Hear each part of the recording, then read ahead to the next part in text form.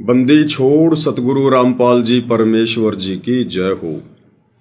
सत्साई भाई और बहनों, बहुत बड़ी दया, बहुत बड़ी मेहर पूज्य गुरुदेव भगवान की, सतगुरु रामपाल जी परमेश्वर जी की, जिनके शुभ आशीर्वाद से, विशेष आशीर्वाद से आप और हम सभी सत्सेवक भाई बहन साध संगति से जुड़कर अपनी आत्मा के कल्याण हेतु भक्ति मार्ग पर हर प्रकार से मर्यादाओं में रहते हुए, हर प्रकार से संघर्ष करते हुए अपनी आत्मा के कल्याण हेतु निरंतर आगे की ओर ही बढ़ रहे हैं।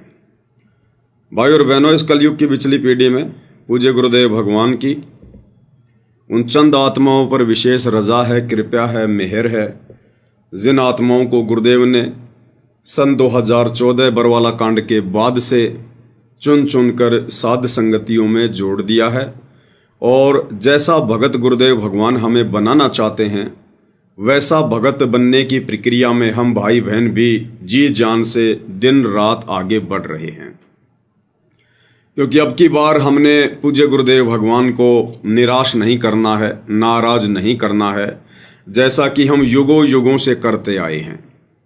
जब जब ये कबीर भगवान सतलोक से चलकर सशरीर गति करके अपनी अच्छी आत्माओं से मिलने के लिए, उन्हें भक्ति से संबंधित जानकारी देने के लिए सतलोक से आते हैं, धरती पर गुरु रूप में प्रकट होते हैं, तब तब हम आत्माएं काल प्रेरणा से, नादानी से, कमजोर संस्कारों के चलते गुरु रूप में आए हुए इस कबीर भगवान को हम केवल अपना गुरु ही मान लेते हैं, एक संत मान लेते हैं, इन्हें परमेश्वर के रूप में स्वीकार नहीं करते।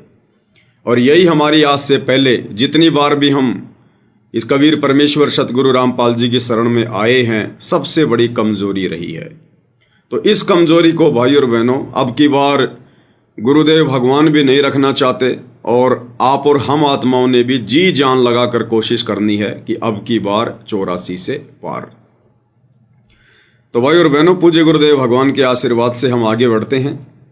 उससे पहले गुरुदेव भगवान का जयकारा लगाएंगे, गुरुदेव भगवान से आशीर्वाद प्राप्त करेंगे। बंदी छोड़ सतगुरु रामपाल जी परमेश्वर जी की जय हो।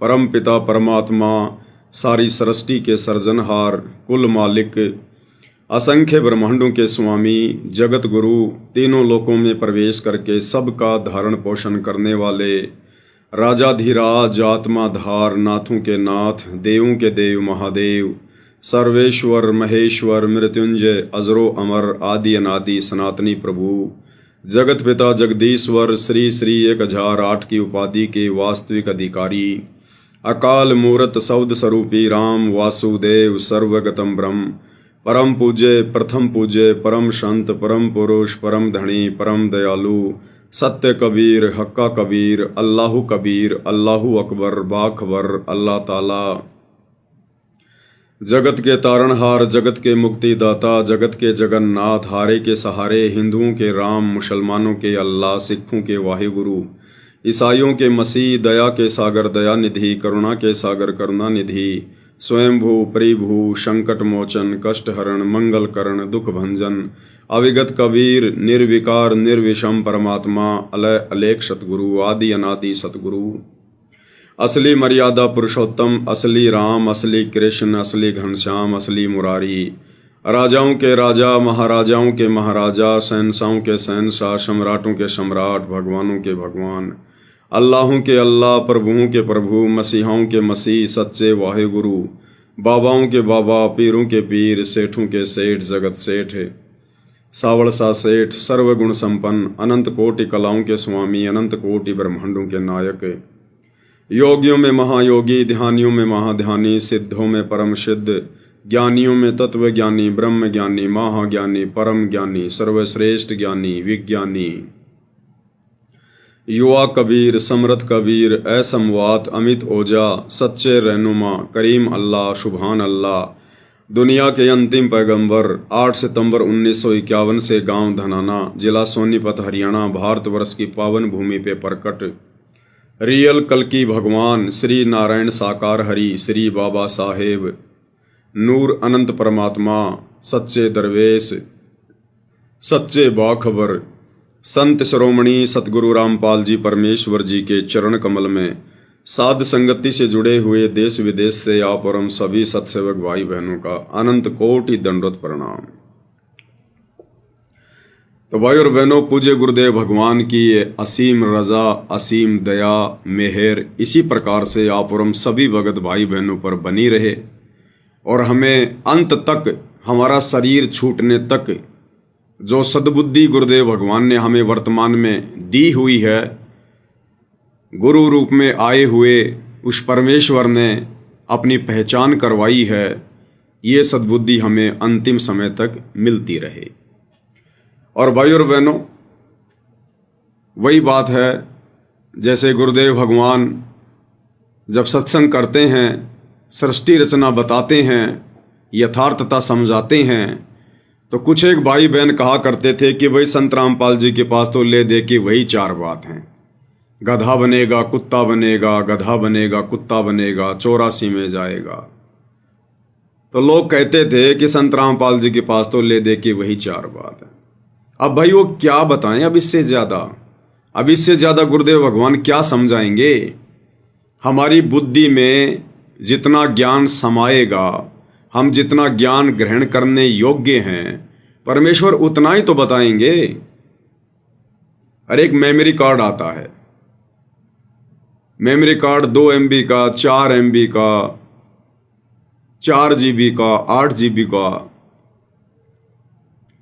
तो 4 MB के मेमोरी कार्ड में जितना स्पेस है, जितना स्टोरेज है, उसके अंदर उतना ही तो मटेरियल डाला जा सकता है।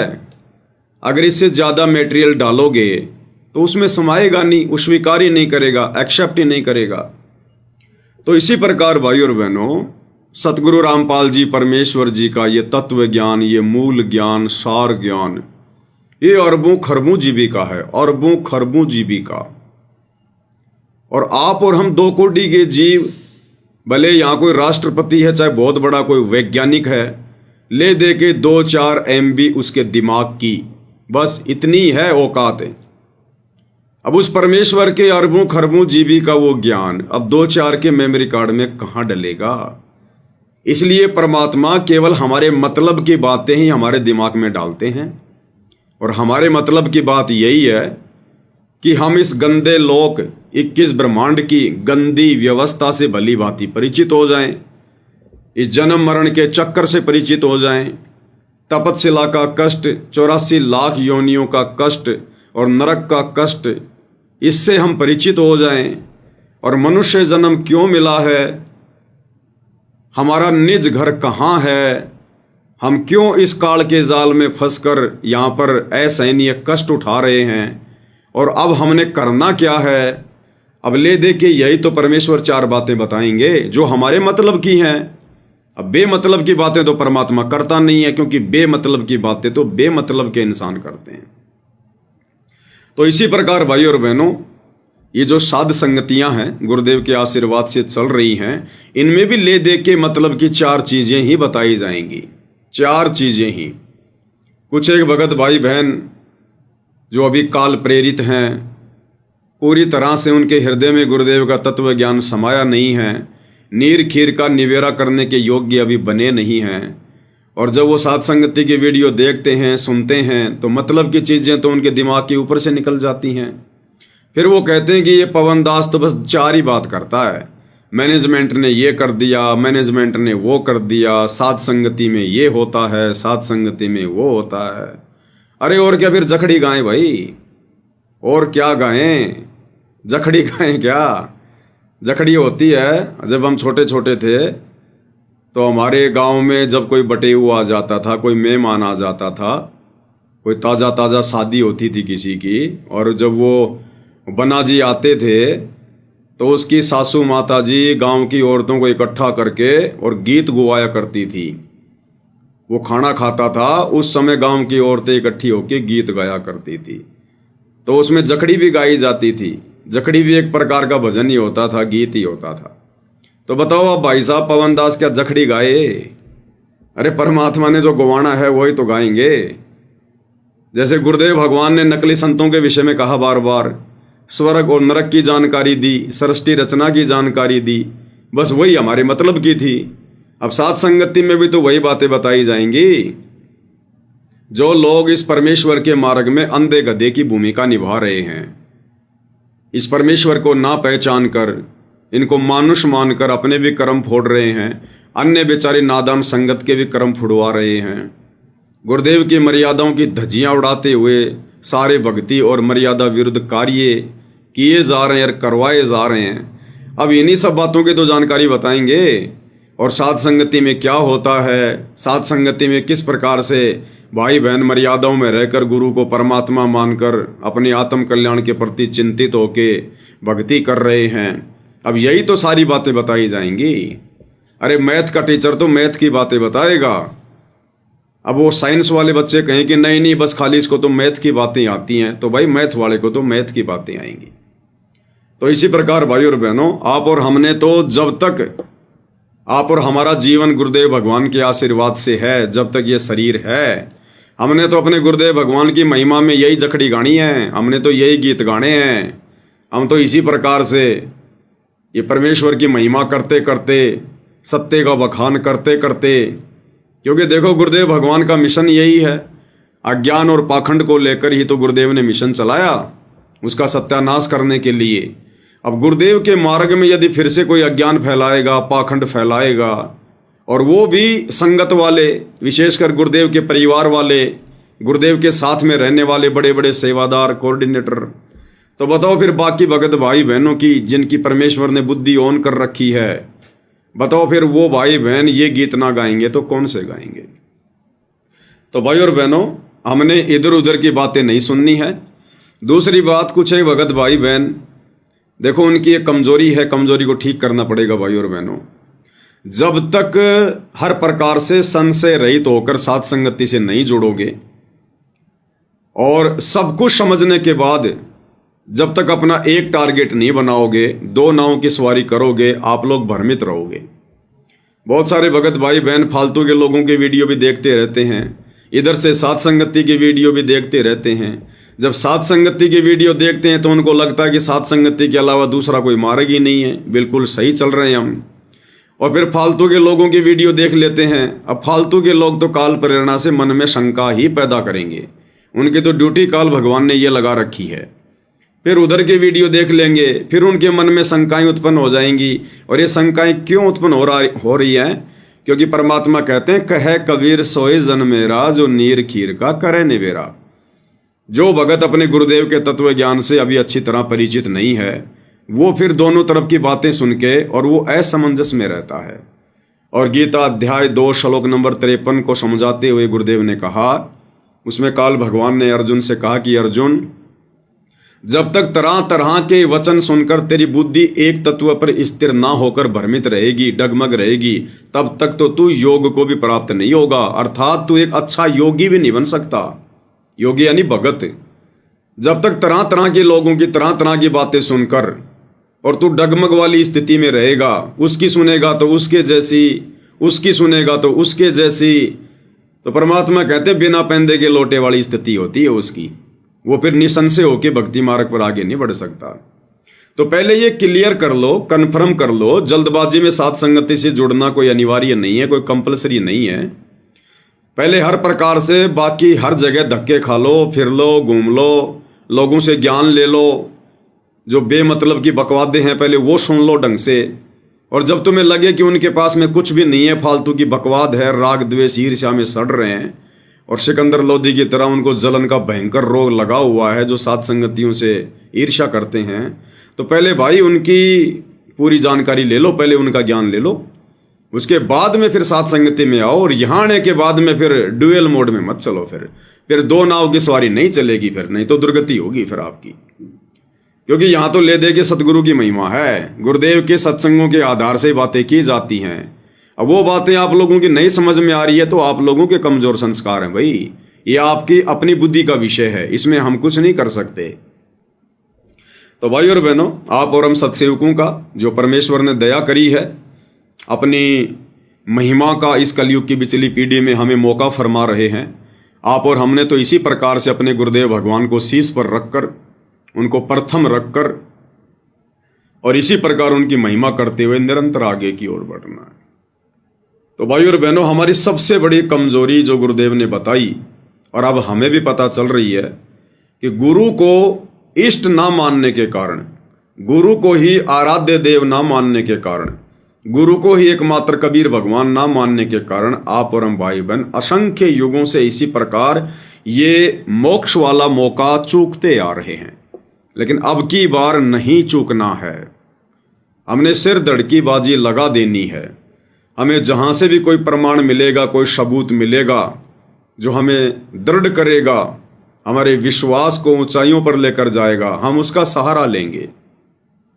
और हमने अपने गुरुदेव भगवान के प्रति पूर्णतया समर्पित होकर पतिव्रता पद पर रहकर और हमने अपनी भक्ति को और इस मनुष्य जीवन को सफल करना है। तो एक छोटा सा वीडियो है सोशल मीडिया पर दास के सामने आया सतलोक आश्रम का, और इस वीडियो के माध्यम से सतलोक आश्रमों से जुड़े हुए जो बड़े बड़े भगत भाई बहन हैं, जो परम भगत कहलाते हैं, जो आश्रम संचालक हैं, गुरुदेव के बेटा बेटी भाई बंधु रिश्तेदार हैं, बड़े बड़े कोऑर्डिनेटर हैं, उन लोगों को शिक्षा लेनी चाहिए। और ये जितने भी लोग जो पत्रकार बन के घूम रहे हैं, सतलोक आश्रम न्यूज चैनल वाले, जगह जगह इन्होंने ब्रांचें खोल दी हैं, भक्तों के गले में जबरदस्ती वो पत्रकारिता का वो पट्टा डाल दिया है, 1.5 फुट का माइक दे दिया है, बेमतलब की खबरें, वहाँ इतना पानी गिर गया, वहाँ पर रोडें फूट गई, वहाँ पे गड्ढे हो गए, वहाँ पे तेंदुआ मर गया, ये दुनिया भर की फालतू की खबरें ये लोग खाली व्यूज प्राप्त करने के लिए दुनिया वालों की तरह डालते रहते हैं। खुद का भी समय बर्बाद कर रहे हैं पत्रकार बनकर, और अन्य भगत भाई बहनों का भी अनमोल समय बर्बाद कर रहे हैं। तो भाई ये पत्रकार बनना रहने दो, पहले भगत बन लो अच्छे से। भगत बनकर भक्ति करने से हमारा आत्म कल्याण होगा, ये झूठी पत्रकारिता के चक्कर में पड़ने से कुछ नहीं मिलेगा। एक एक श्वास की कीमत गुरुदेव भगवान ने समझाई है। कहता हूं कहीं जात हूं, कहूं बजाकर ढोल, और श्वास जो खाली जात है ये 3 लोक का मोल। और तुम इस अनमोल श्वास को सारा दिन फोकट में, फालतू में, दुनिया भर की ऊट पटांग खबरें दिखा दिखा के, सा न्यूज चैनल पे डाल डाल के अपना भी बेड़ा गर्क कर रहे हो और भक्तों का भी बेड़ा गर्क करवा रहे हो। तो ये सतलोक आश्रम का एक छोटा सा वीडियो है, एक छोटा सा भगत जी है। अब देखो, जब परमात्मा प्रेरणा करते हैं, जब परमेश्वर की दया होती है तो भाई और बहनों इस प्रकार से होती है।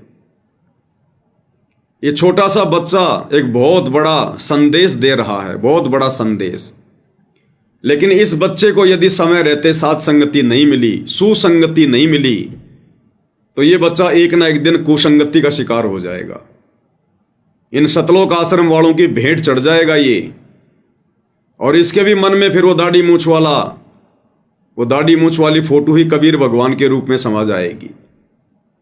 क्योंकि आश्रम में जाएगा तो भी वही देखेगा, घर पर रहेगा तो इसके माता पिता ने भी वही दाढ़ी मूछ वाली फोटो घर पे दरबार में लगा रखी होगी, इसके गले में लॉकेट में भी वही टांग रखी होगी। तो ये आत्मा बिगड़ जाएगी बेचारी साथ संगति के अभाव में। लेकिन फिलहाल इसके विचार बहुत अच्छे हैं। ये परमात्मा के ये पिछले जन्मों की हंस आत्मा है, और ये क्या संदेशा दे रहा है। जो इसका इंटरव्यू ले रहा है, एक बहन इसका इंटरव्यू ले रही है, अब कम से कम उसकी 18, 20, 25 साल की तो उम्र होगी उसकी आवाज़ के हिसाब से।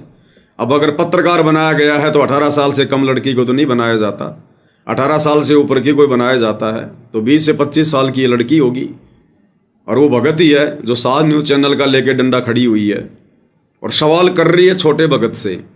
और ये भगत कितना सुंदर जवाब दे रहा है, कितना बढ़िया जवाब दे रहा है। ऐसा जवाब तो गुरुजी के लड़के भी नहीं दे सकते, दोनों लड़के मिलकर भी ऐसा जवाब नहीं दे सकते, क्योंकि काल उनकी बुद्धि पे बैठा हुआ है। ये लड़की पूछ रही है आपके गुरुजी का क्या नाम है, तो भगत जी कह रहे हैं कि संत रामपाल जी महाराज। फिर ये लड़की कह रही है आप परमात्मा किसको मानते हैं, तो भगत जी कह रहे हैं कबीर साहिब को। सही बात है, क्योंकि वेदों में परमात्मा का नाम कबीर है, सतगुरु रामपाल जी का वेदों में नाम है कबीर। तो इन्होंने कहा कि कबीर साहिब। तो फिर वो लड़की कह रही है अच्छा आप गुरुजी तो मानते हैं संत रामपाल जी को, और आपके अनुसार कबीर भगवान है, परमात्मा है कबीर जी। तो ये छोटा भगत कह रहा कि नहीं नहीं, आपकी जानकारी के लिए बता दूं, उस बहन को कह रहा है कि नादान क्यों तूने 20-25 साल अपनी जिंदगी के फालतू में खो दिए। कह रहा है आपकी जानकारी के लिए बता दूं, संत रामपाल जी महाराज ही कबीर भगवान हैं। कितना सुंदर जवाब भाई और बहनों। फिर भी इन मतिहीन लोगों की, इन आश्रम वालों की आंखें नहीं खुल रही हैं। तो सुनते हैं छोटे भगत जी का बहुत ही बड़ा सा जवाब। का क्या नाम है? साईदास।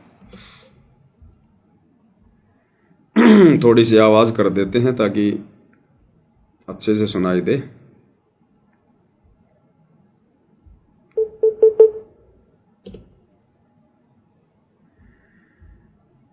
आपका क्या नाम है? साईदास। आपके गुरुजी का क्या नाम है? संत रामपाल जी महाराज। आप किसको भगवान मानते हो? कबीर साहब। कबीर साहब को क्यों भगवान बता रहे हो? ये तो मैं तुम्हारा कबीर साहब भगवान है। तो आपके कहने का मतलब ये हुआ कि गुरु आपके संत रामपाल जी महाराज हैं और जो परमेश्वर हैं वो कबीर साहब जी हैं? नहीं, आपकी जानकारी के लिए बता दूं कि संत रामपाल जी महाराज जी कई भगवान है। धन्यवाद। बताओ कितना जबरदस्त जवाब दिया है छोटे से भगत जी ने। और वो 25 साल की होकर भी उसके दिमाग में ये बात नहीं घुस रही है। कुसंगति का शिकार है और दुनिया के लिए समाचार डालते हैं रोजाना, पत्रकार बन के बैठी हुई है। कितना प्यारा जवाब दे रहा है। उल्टा सवाल कर रही है कि आपके अनुसार, आपके कहने का मतलब है कि संत रामपाल जी तो आपके गुरु जी हैं और परमात्मा कबीर साहिब हैं। तो भगत जी कह रहे हैं नहीं नहीं, आपकी जानकारी के लिए बता दूं कि नादान तूने क्या समझा, 25 साल हो गई तेरे को डले ढोई तूने फालतू में, इन आश्रमों में खा खा के लड्डू जलेबी बन गई तू पत्रकार। सतगुरु रामपाल जी खुद ही कबीर भगवान हैं, खुद ही कबीर भगवान। अब भाई और बहनों, ऐसी आत्माएं मोक्ष प्राप्त करेंगी। ये है वो परमात्मा की विशेष आत्माएं, मिन्नी सतलोक से आई हुई आत्माएं। लेकिन काल ने इन सबको वर्तमान में लपेटे में ले रखा इनके माता पिता के माध्यम से।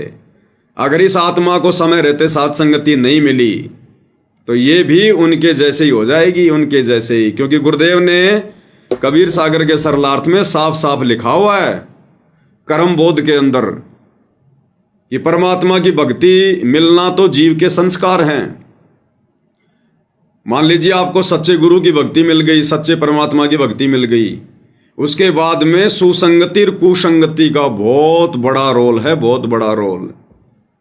सच्चे गुरु की शरण भी मिल गई और यदि साथ संगति नहीं मिली, सुसंगति नहीं मिली, तो भी आप आत्म कल्याण नहीं करवा पाएंगे। तो फिलहाल इस परमेश्वर की हंस आत्मा को इन सतलोक आश्रम वालों की कुसंगति प्राप्त है।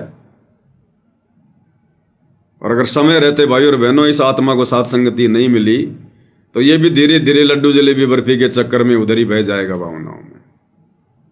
लेकिन अभी तो बहुत छोटी आत्मा है, परमात्मा आ लेंगे तब तक तो अपनी आत्माओं को संभालने के लिए इनके जाल में ज्यादा नहीं फंसने देंगे परमेश्वर। तो कितना सुंदर जवाब, कितना अच्छा जवाब एक बार फिर से सुनते हैं भाई और बहनों। आप और हमारा विश्वास दृढ़ होगा। और ये इस प्रकार के इंटरव्यू भाई और बहनों परमात्मा प्रेरणा करके दिलवाते हैं गुरुदेव भगवान। उन आश्रम वालों की तो फिर भी आंखें नहीं खुलेंगी, उसने तो करके धन्यवाद चलती बनी। और एक छोटा सा संदेशा परमात्मा ने आप और हमारे तक पहुंचा दिया कि हम साथ संगति वाले भाई बहन जिस रास्ते पर चल रहे हैं यही परमेश्वर का असली रास्ता है। यानी गुरु को परमात्मा माने बिना तो भक्ति शुरू भी नहीं होती है, शुरू भी। भले आप अपने अंदर चाहे सार नाम लेकर, सार शब्द लेकर कितने बड़े भगत बने फिरो, गुरु को परमात्मा माने बिना तो भक्ति शुरू भी नहीं होती है। आपका क्या नाम है? साईदास। आपके गुरुजी का क्या नाम है? संत रामपाल जी महाराज। आप किसको भगवान मानते हो? कबीर साहब। कबीर साहब को क्यों भगवान बता रहे हो? ये तो मैं तुम्हारा कबीर साहब भगवान है। इन्होंने दाढ़ी मूंछ वाली फोटो को नहीं कहा कबीर साहब है। उसने सवाल क्या किया कि आप परमात्मा किसको मानते हो? तो कबीर साहब। फिर करिए कबीर साहिब को क्यों मानते हो परमात्मा? तो बहुत अच्छा जवाब दिया कि वेदों में प्रमाण है कबीर साहिब भगवान है। और वेदों में तो नाम कबीर है, फोटो थोड़ी लगी हुई है वेदों में दाढ़ी मूंछ वाली।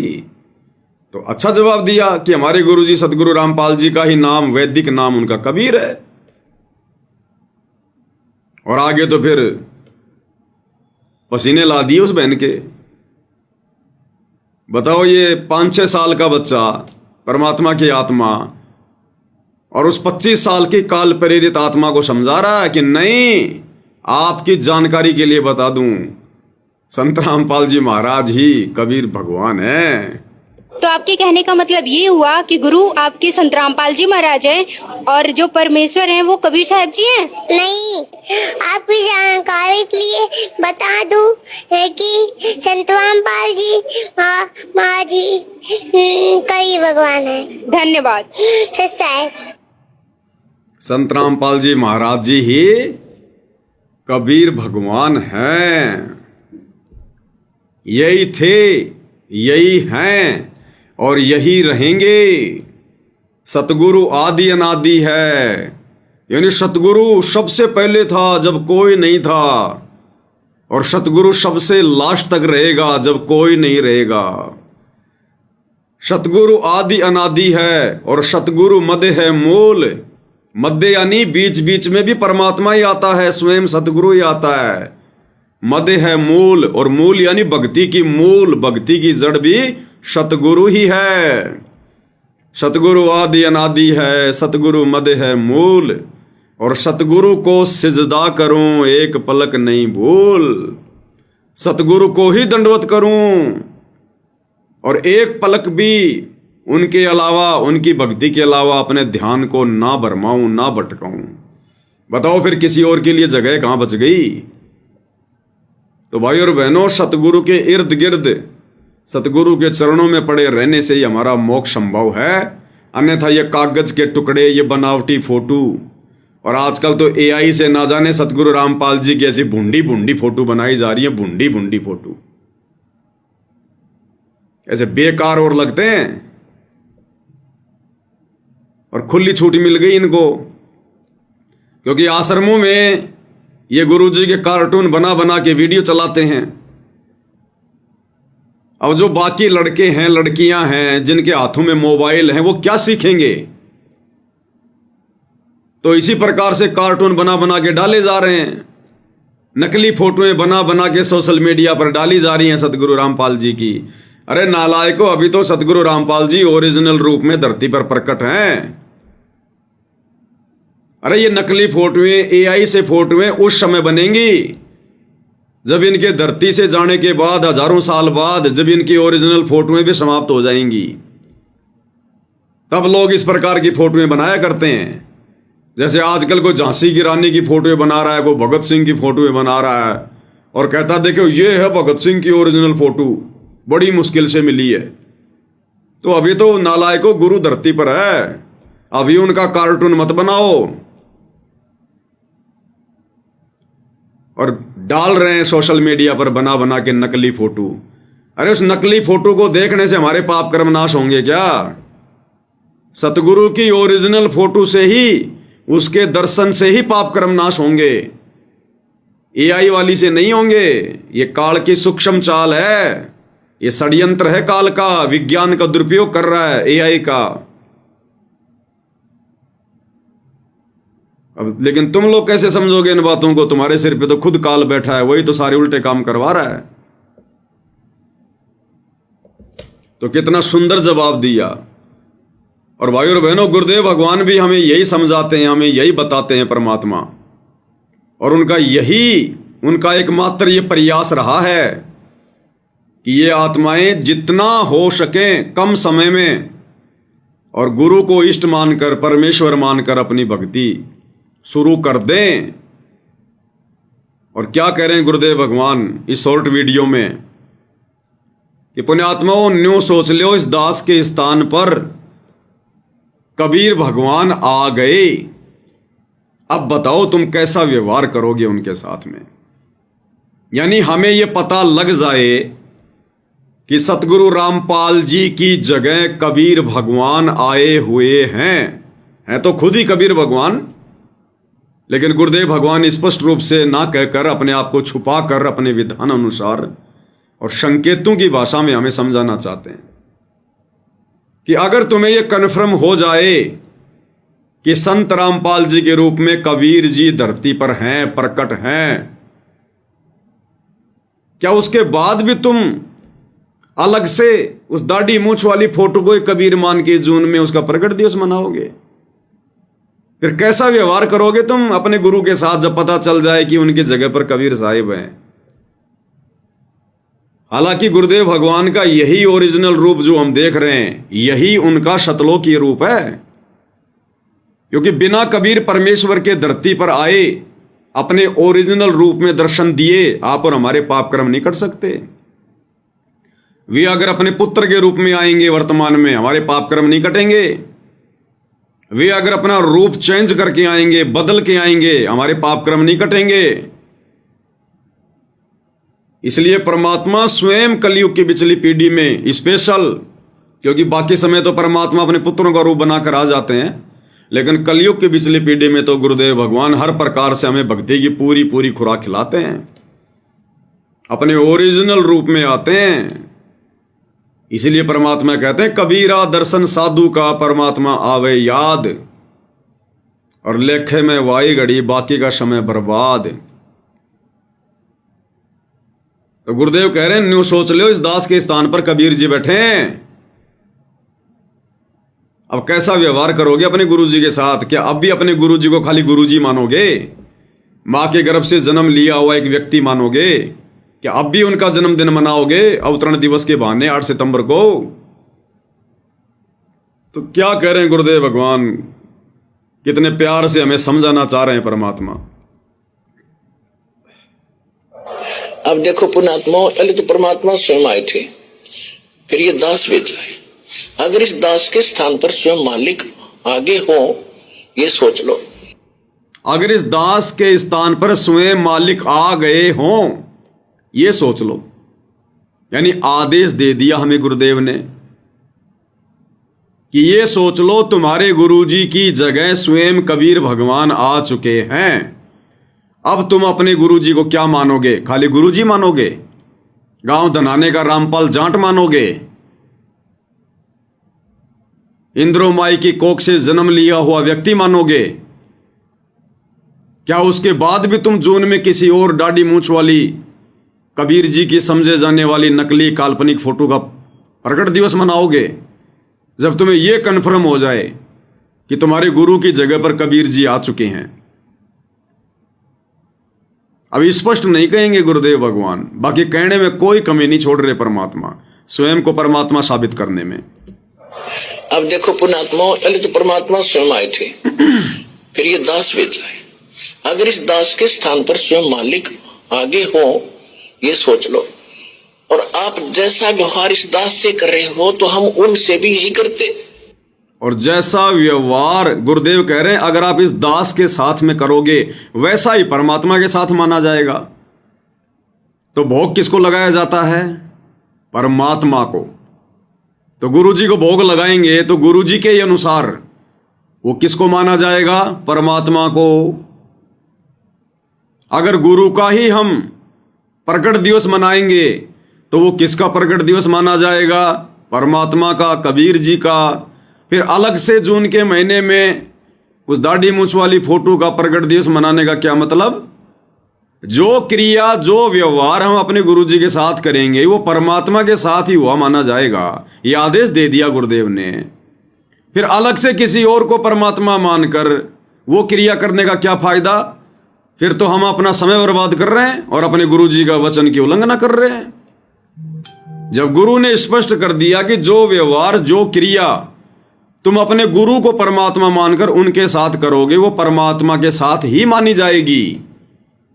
बताओ फिर अलग से किसी और को परमात्मा मानने की क्या जरूरत पड़ गई? फिर अब ये कॉमन सेंस की बातें भाई और बहनों, ये मूल ज्ञान की बातें हैं। अब ये बातें इन आश्रम वालों के समझ में नहीं आती। भले इन्होंने सार शब्द ले लिया, कुछ भी ले लिया, भले ये 60-60 साल के हैं, भले ये पूरी जिंदगी गुरु जी के साथ में घूमे, लेकिन गुरु के साथ घूमने से ज्ञान नहीं आता। ज्ञान तो गुरु की मेहर से आता है। पिछले जन्म से होते हैं पूर्ण हंस मुराद। इसी कारण से इनका और हमारा वैचारिक मतभेद है, अन्यथा दोनों का गुरु एक। गुरु ने दोनों को भक्ति एक जैसी दी। फिर बताओ मतभेद किस बात का? लेकिन मतभेद हो गया विचारों का, ज्ञान और अज्ञान का। और ये रजा सब पे नहीं होती भाई और बहनों। ये रजा परमेश्वर अपनी विशेष आत्माओं पे करता है, विशेष आत्माओं पर अपनी पहचान करवाने का। तो क्या कह रहे हैं गुरुदेव भगवान? शुरू से सुनो पूरा। अब देखो पुण्यात्मा, पहले तो परमात्मा स्वयं आए थे, फिर ये दास भेज आए। पॉइंट ऑफ पॉइंट है भाई और बहनों, पॉइंट ऑफ पॉइंट। गुरुदेव कह रहे हैं पहले तो परमात्मा स्वयं आए थे, अब इस दास को भेज दिया। अब दो बातें हैं, पहले परमात्मा स्वयं आए तो अब क्या दिक्कत हो गई परमात्मा नहीं आए? अरे परमात्मा भी कहीं बिजी हो जाते हैं क्या? परमात्मा की भूल पड़ जाती है क्या कि पहले तो परमात्मा स्वयं आए अब इस दास को भेज दिया? तो उसका कोई कारण भी तो होगा, दास को क्यों भेज दिया? क्योंकि हमने तो सृष्टि रचना में यही सुना और परमात्मा ने कहा है कि जिसका काम उसी को साजे और करे तो मूर्ख बाजे। तो काल लोक से अपनी आत्माओं को काल के बंधन से छुड़वाकर परमात्मा स्वयं लेकर जाते हैं। फिर अब अपने दास को क्यों भेज दिया? तो उसका जवाब तो मिलना चाहिए ना। लेकिन आपको कभी भी गुरुदेव ने इसका जवाब नहीं दिया, कभी भी ये कारण आपको नहीं बताया कि अब क्यों नहीं आए परमात्मा। अरे आज से पहले तो काल का इतना दबाव भी नहीं था, इतना प्रेशर भी नहीं था। अब है वो समय मोक्ष का। अब काल ने अपने पूरे 1000 मुंह 1000 हाथ खोल रखे हैं आप और हम आत्माओं को यहीं रोक कर रखने के लिए। तो ऐसे जोर के समय में कबीर जी किसी और को भेज देंगे, और जब नॉर्मल समय था तो कबीर जी खुद आ गए। तो कोई कारण तो होगा क्यों नहीं आए, रीजन तो होगा ना। तो यहां गुरुदेव अपने आप को स्वयं नहीं कहेंगे कि बच्चों मैं ही कबीर भगवान हूं, और संकेतों में सब कुछ कह दिया कि 12वें पंथ हम ही चलावें और सब पंथों को मिटाकर एक ही पंथ चलावें। तो 12वें पंथ में 17 फरवरी 1988 को आदरणीय रामदेवानंद जी को अपना मुंह बोला गुरु बनाकर स्वयं कबीर भगवान आ चुके हैं, और सन 1994 से अपना यथार्थ 13वां कबीर पंथ भी चला चुके हैं। अन्यथा बता दो तुम्हारे दाढ़ी मूंछ वाले कबीर जी ने इस वाणी के अनुसार कब चलाया कबीर पंथ? कौन से दिन उन्होंने कबीर पंथ की नींव डाली? तुम कहते हो 1997 में संत रामपाल जी को मिले, तो गुरु जी तो कहते हैं कि खाली थोड़े समय के लिए मिले थे। हालांकि मिलना कुछ नहीं था, परमात्मा की लीला है, खेल है परमात्मा का। तो गुरु जी तो कहते हैं कि थोड़े समय के लिए मिले, सार शब्द देने का आदेश दे गए, अंतर ध्यान हो गए। बताओ कहां पंथ चलाया उन्होंने?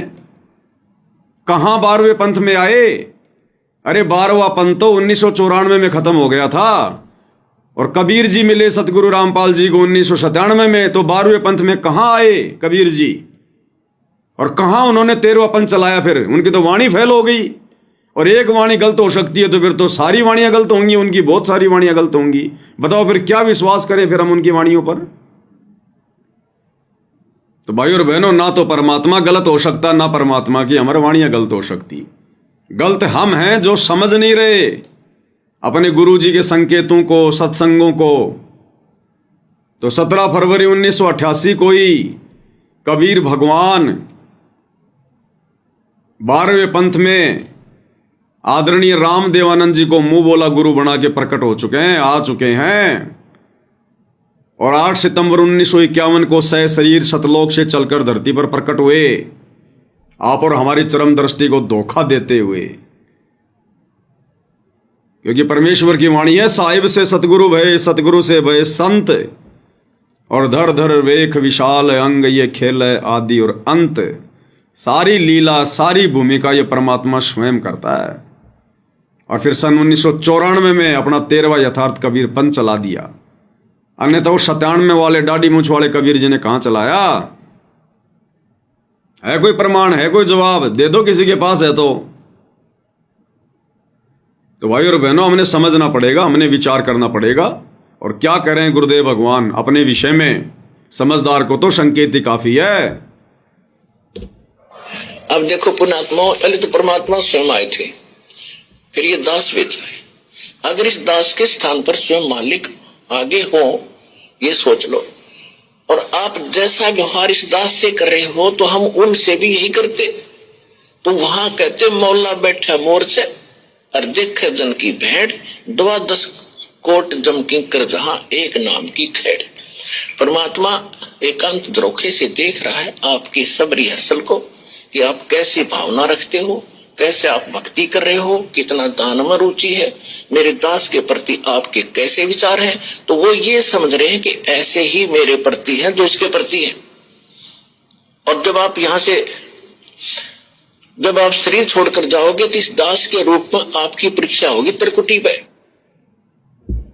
तो भाई, जिस दाढ़ी मूंछ वाली कबीर जी की नकली फोटो को आप आश्रम वाले भाई बहन कबीर भगवान मानकर पूज रहे हैं, अब गुरुदेव के इस प्रवचन अनुसार तो तुम्हारा वो दाढ़ी मूंछ वाला कबीर भगवान भी यही कह रहा है कि मम संत मुझे जान मेरा ही स्वरूपम, कि जैसे विचार, जैसे भाव तुम्हारे मेरे दास में होंगे, वैसे ही मेरे प्रति माने जाएंगे।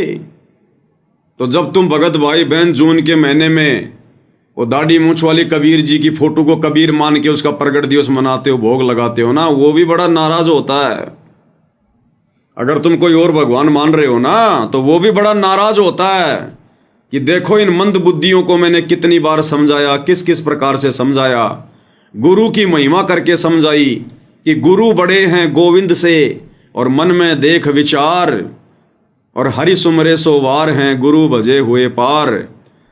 कबीर 7 दीप 9 खंड में गुरु से बड़ा ना कोई, और करता करे ना कर सके, यानी वो कबीर भी कुछ नहीं कर सकता और गुरु करे सो होए। तो तुम्हारे अनुसार यदि कोई और दाढ़ी मूंछ वाला कबीर सतलोक में बैठा है, तो तुम्हारी इन भक्ति, इन क्रियाओं से, यानी गुरु को छोड़कर जो तुम दाढ़ी मूंछ वाले फोटो को कबीर भगवान मान बैठे हो, तुम्हारा वो कबीर भगवान भी तुमसे बेहद नाराज है, बेहद नाराज। तो अंत में अगर मुक्ति प्राप्त करनी है, तो गुरु को परमेश्वर के रूप में हृदय से स्वीकार करना पड़ेगा।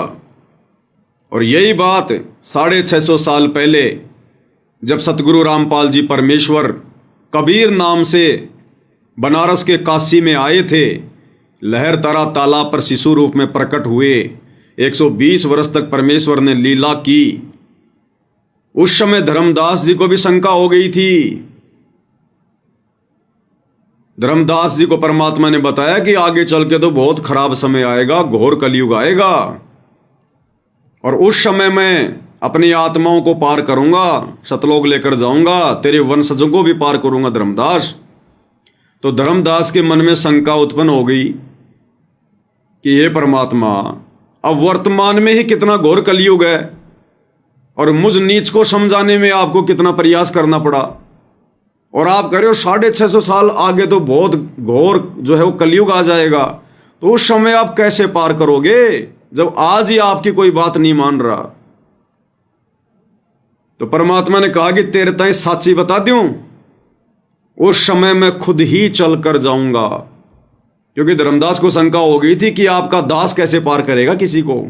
आप कह रहे हो मैं अपना दास भेजूंगा, अपनी आत्मा भेजूंगा, तो आज आपकी बात नहीं सुन रहे, और उस समय तो घोर समय होगा, आपके दास की कौन सुनेगा। तो कबीर जी ने कहा कि धर्मदास मैं तेरे से सच्ची बात बता देता हूं, उस समय मैं खुद ही जाऊंगा। और फिर परमात्मा कह रहे हैं कि काल के आगे परमात्मा ने थोड़ा सा भेद रखा था कि मेरा दास जाएगा, क्योंकि काल नहीं समझ सकता था ये बात है, क्योंकि वो तो उस समय जोगजीत रूप में अपना भाई मान रहा था उनको। तो काल के आगे परमात्मा ने थोड़ा भेद रखा, छुपाया कि मेरा दास जाएगा कलयुग की पिछली पीढ़ी में, और धर्मदास को परमात्मा ने क्लियर कर दिया कि मैं खुद ही जाऊंगा, 12वें पंथ हम ही चलावें, सब पंथों को मिटाकर एक पंथ चलावें। तो क्या कुछ कहा भगवान ने, सुनिए उन्हीं की जुबानी। तो परमात्मा ने कहा था कि चौथा युग जब कलयुग आवेगा, तब हम अपना एक दास भेजेंगे। तब हम अपना एक दास भेजेंगे, धर्मदास जी से कहा परमात्मा ने। अब ये बात सुन के धर्मदास को शंका होगी कि भगवान आज ही कोई आपकी बात नहीं मान रहा, और कलयुग की पिछली पीढ़ी में तो और भी घोर समय आ जाएगा, बेकार समय आ जाएगा, और आप कह रहे हो हम अपना दास भेजेंगे, तो आपकी दास की बात कौन मानेगा।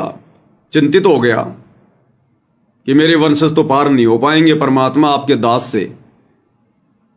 फिर परमात्मा ने सच्चाई बताई कि हम खुद ही जाएंगे। अब वहां काल के सामने परमात्मा ने कहा कि हम अपना दास भेजेंगे। और कबीर वाणी चैप्टर में परमात्मा ने धर्मदास जी से, जब धर्मदास जी घने चिंतित हो गए थे कि हे परमात्मा, आपने सतनाम और सारनाम गुप्त रख दिया और इसके बिना मोक्ष नहीं हो सकता। आपने मुझ किंकर के ऊपर दया करी दास पे, और 42 वंश भी पीढ़ी बख्श दी, मेरी वंश चलेगा। तो हे परमात्मा, सारनाम और सतनाम बिना पार नहीं हो सकते, तो मेरे बच्चे कैसे पार होंगे। ऐसे कलेजा पकड़ कर बैठ गया। परमात्मा ने सोचा भाई ये घना दुखी हो गया। तो परमेश्वर ने कहा कि सुन ले, काल ने क्या कहा था, 12 पंथ करूं मैं साजा, नाम तुम्हारा ले करूं आवाजा। 12 पंथ नाम जो लेगी, हमरे मुख में आन समोही। जाओ जोग जीत संसारा, जीवन माने कहा तुम्हारा। जीव तुम्हारा कहा न माने, हमारी ओढ़ हो बाद बखान। अब इतना समय नहीं रहा, मैं वो सारे प्रमाण आज नहीं दिखा पाऊंगा आपको कि 12 पंथ कौन कौन से हैं। तो 12 पंथ, 12वां पंथ गरीबदास पंथ बताया है, लिखा कवि सागर में। तो परमात्मा ने कहा तू चिंता ना कर धर्मदास, जब 5500 वर्ष कलयुग बीत जाएगा तब या 20वीं पीढ़ी आवेगी, और 20वीं पीढ़ी तक ये ज्ञान और तत्व ज्ञान और सतनाम सारनाम कति गुप्त रखना है, नहीं तो काल के दूतों का हाथ लग जाएगा, मेरा सारा मिशन खराब हो जाएगा। तो परमात्मा ने देखा कि ये बिल्कुल चिंतित हो गया घना। परमात्मा ने देखा धर्मदास तो घना चिंतित हो गया कि परमात्मा आपका दास तो पार नहीं कर पाएगा किसी को। समर्थ का काम उसी को साजे, और करे तो मूर्ख बाजे। तब उसका दिल डांटने के लिए उसको हकीकत बताई परमात्मा ने, और क्या कहा कि 12वें पंथ हम चल आवें, सब पंथों को मिटाकर एक पंथ चलावें। तब परमेश्वर ने कहा धर्मदास, जब साची बताऊं तेरे ते, कि धर्मदास तेरे ते साची बताऊं। अरे भगवान कभी झूठ बोलेगा क्या। सत्य पुरुष वही है जो सत्य कहे, झूठ आसपास भी नहीं होती। तो क्या कहा परमात्मा ने 650 साल पहले कि धर्मदास तेरे से साची बताऊं, यानी हकीकत क्या है। अब वर्तमान में कलयुग की पिछली पीढ़ी में संत रामपाल जी के रूप में कौन है धरती पर। कबीर भगवान का कोई दास है या खुद कबीर भगवान है, तो साची बात बता रहे हैं। खराब हो जाएगी। तो परमात्मा ने देखा कि ये बिल्कुल चिंतित हो गया घना। तब परमेश्वर ने कहा धर्मदास, जब साची बताऊं तेरे ते। तब धर्मदास ने कहा कि भगवान आज कितना अच्छा समय है, कलयुग स्टार्ट है सन 1398 में और 1512 तक, और आज भी लोग ना मानते, और आप कह रहे हो आगे तो भयंकर कलयुग पैदा कर देगा, काल ऐसा जुल्म कर देगा, हाहाकार मच जाएगी, इंसान कृतघ्नी हो जाएंगे। तो उस समय कैसे पार होंगे। आज तो आप भी विद्वान हैं और फिर भी ना मान रहे ये लोग। तो परमात्मा ने कहा जब 5500 वर्ष कलयुग बीतेगा और बर्मा वंश चल तो क्या होगा इस काल का, यानी गरीबदास पंथ तक, तो उस बर्म में पंथ में मैं आऊंगा स्वयं, और फिर सभी पंथों को खत्म करके एक पंथ बनाऊंगा। क्या कहा परमात्मा ने, सच्ची हकीकत बताई कि 12वें पंथ में मैं आऊंगा खुद चलकर, और सब पंथों को मिटाकर एक पंथ चलाऊंगा। तो तुम्हारे दाढ़ी मूंछ वाले कबीर जी तो तुम लोगों के अनुसार संत रामपाल जी को 1997 में आके मिले, और 12वां पंथ खत्म हो गया 1994 में, क्योंकि 12वें पंथ के अंतिम गुरु आदरणीय राम देवानंद जी ने अपने सर्व अधिकार उपदेश देने का, सत्संग करने का 1994 में संत रामपाल जी के हाथ में दे दिया और खुद हो गए रिटायर। तो 12वां पंथ तो 1994 में खत्म हो गया और कबीर जी ने आना था 12वें पंथ में। तो कौन आए फिर 12वें पंथ में? सतगुरु रामपाल जी आए और 13वां पंथ उन्होंने आके चलाना था। 1994 में चलाया 13वां कबीर पंथ। अब ये तत्व ज्ञान है भाई और बहनों। ये सांसारिक पढ़ाई पढ़ते पढ़ते दिन रात वो मैथ के सवाल, वो सूत्र निकालते निकालते आप और हमारे को युग बीत गए, कुछ भी हाथ नहीं लगा।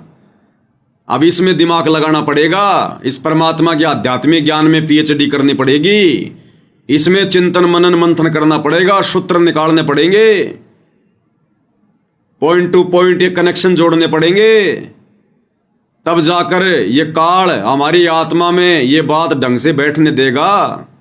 नहीं तो हवाई गुरु को परमात्मा कहने से भी बात नहीं बनेगी। दिल में जगह चाहिए, दिल में गुरु को परमात्मा मानने के लिए। और वो इस प्रकार से गुरुदेव के सत्संगों के ऊपर चिंतन मनन करने से, साध संगति के माध्यम से होगा। ऐसे बात नहीं बनेगी। तो गुरुदेव ने हकीकत बताई कि मैं खुद आऊंगा, नहीं हो जाएंगे। तो उस समय कैसे पार होंगे? आज तो आप भी विद्वान हैं और फिर भी ना मान रहे ये लोग। तो परमात्मा ने कहा जब 5500 वर्ष कलयुग बीतेगा और बर्मा वंश चल चुका होगा इस काल का, यानी गरीबदास पंथ तक, तो उस बर्म में पंथ में मैं आऊंगा स्वयं और फिर सभी पंथों को खत्म करके एक पंथ बनाऊंगा और सारी सृष्टि मेरा ही नाम लेगी। तेरे 42 वंश क्या सारी सृष्टि न पार करूंगा धर्मदास, 42 की जनता छोड़ दूं। तब उसका दिल डटा था और काल के सामने परमात्मा ने थोड़ा सा भेद रखा कि मैं अपना अंश भेजूंगा।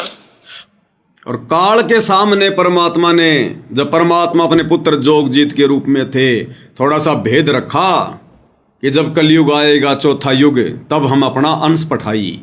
क्योंकि काल समझ ही नहीं सकता था। काल तो जोगजीत मान रहा था, परमात्मा को अपना भाई मान रहा था। अब जोगजीत का कौन सा अंश है? अगर उस समय परमात्मा कहते तो वो समझ ही नहीं पाता। इसलिए परमात्मा ने काल के आगे भेद रखा कि मेरा अंश जाएगा। अगर ये कह दें कि मैं खुद आऊंगा तो काल का कलेजा फट जाए। इसका मतलब ये जोगजीत नहीं है, ये तो खुद भगवान है, कबीर परमात्मा है, उसका कलेजा फट जाए। इसलिए परमात्मा ने उसके आगे कहा कि मैं अपना अंश भेजूंगा। और धर्मदास जी के माध्यम से गुरुदेव ने क्लियर कर दिया। कबीर सागर में मालिक की वाणी, अगर एक वाणी भी परमात्मा की झूठी हो गई तो किसी वाणी के ऊपर विश्वास नहीं किया जा सकता। कि 12वें पंथ हम ही चलावें, सब पंथों को मिटाकर एक पंथ चलावें। तो तुम्हारे दाढ़ी मूछ वाले कबीर जी तो 12वां पंथ खत्म होने के बाद में आए। 12वें पंथ का लास्ट जो गुरु था स्वामी राम देवानंद, वो भी शरीर छोड़ के चले गए थे, उसके बाद आए वो तो। क्योंकि दादा गुरु जी ने शरीर छोड़ा 26 जनवरी 1997 को और उसके 2-2.5 महीने बाद में गुरु जी ने अपने आप को छुपाते हुए कहा कि मार्च 1997 में दिन के 10 बजे मुझे कबीर जी मिले। तो तुम्हारे दाढ़ी मूछ वाले कबीर जी तो 12वें पंथ के खत्म होने के बाद, 12वें पंथ के अंतिम गुरु के मरने के बाद में आए। तो उससे पहले उनको पता नहीं था क्या कि मैंने वाणी में क्या बोल रखा है, मेरे को 12वें पंथ में जाना है? भूल गए क्या? भगवान को भी भूल लग जाती है क्या? तो भाई ये संकेत ही काफी हैं। ये जानबूझ के परमात्मा ने 1994 में अपना 13वां कबीर पंथ चलाया। अगर चला दे 1998 में तो तुम लोग किसी प्रकार से भी काबू में नहीं आओ कि नहीं जी 97 में देखो कबीर जी आए और 98 में फिर उन्होंने अपना पंथ चलाया। तो जानबूझ के परमात्मा ने ये खेल खेले ताकि हम आत्माओं को दृढ़ विश्वास हो जाए कि सतगुरु रामपाल जी के रूप में स्वयं कबीर भगवान धरती पर प्रकट हैं, इनके अलावा और कोई कबीर नहीं है। तो कितना क्लियर किया गुरुदेव भगवान ने इस अनमोल सत्संग के अंदर। और ये छोटे छोटे सत्संग भाई और बहनों, यही हमारे विश्वास को दृढ़ करेंगे। यही और एक छोटा सा सत्संग इसी से संबंधित कि 13वें पंथ को शुरू करने वाला, 13वें पंथ को चलाने वाला वो मार्गदर्शक कौन होगा?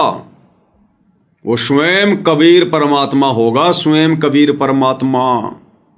तो 13वां पंथ ये तो क्लियर है ना, 1994 में सतगुरु रामपाल जी ने शुरू किया सत कबीर पंथ, यथार्थ 13वां कबीर पंथ, सत सुकृत पंथ।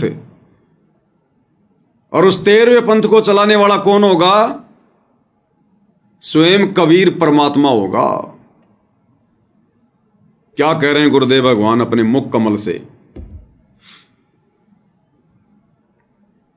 और वो जो मार्गदर्शक होगा वो समान दृष्टि से, सबको एक दृष्टि से, एक स्वभाव से, वो जो मार्गदर्शक होगा वो सबको समान दृष्टि से, एक दृष्टि से देखेगा। कौन मार्गदर्शक? भाई मार्गदर्शन कौन कर रहे हैं? अरे तुम्हारे दाढ़ी मूंछ वाले कबीर जी तो कहीं दिखाई नहीं दे रहे, वो तो किसी का मार्गदर्शन कर ही नहीं रहे। बताओ, सन 1993 से सत्संग करके मार्गदर्शन कौन दे रहे हैं दुनिया को? सन 1994 से नाम उपदेश देकर, सतनाम देकर, सारनाम देकर दुनिया का आत्म कल्याण कौन कर रहे हैं? मार्गदर्शन कौन कर रहे हैं? मार्गदर्शक की भूमिका कौन निभा रहे हैं? सतगुरु रामपाल जी या तुम लोगों के अनुसार वो दाढ़ी मूंछ वाला कबीर? तो यहां उस मार्गदर्शक की बात हो रही है। और मार्गदर्शक वो होता है जो आध्यात्मिक मार्गदर्शन करे। और वो कैसे करेगा? शास्त्रों के आधार से करेगा। 5वें वेद, सूक्ष्म वेद को खोल के बताएगा, सत्संग के माध्यम से करेगा। तो ये काम कौन कर रहा है? मार्गदर्शन वाला सतगुरु रामपाल जी या दाढ़ी मूंछ वाले कबीर जी? तो उसी मार्गदर्शक के बारे में बात हो रही है, यानी सतगुरु रामपाल जी के बारे में। और वो मार्गदर्शक कौन होगा? और वो जो मार्गदर्शक होगा वो समान दृष्टि से, सबको एक दृष्टि से, एक स्वभाव से, एक भाव से व्यवहार करेगा। और वो समर्थ सत कबीर होगा। बोलो सतगुरुदेव।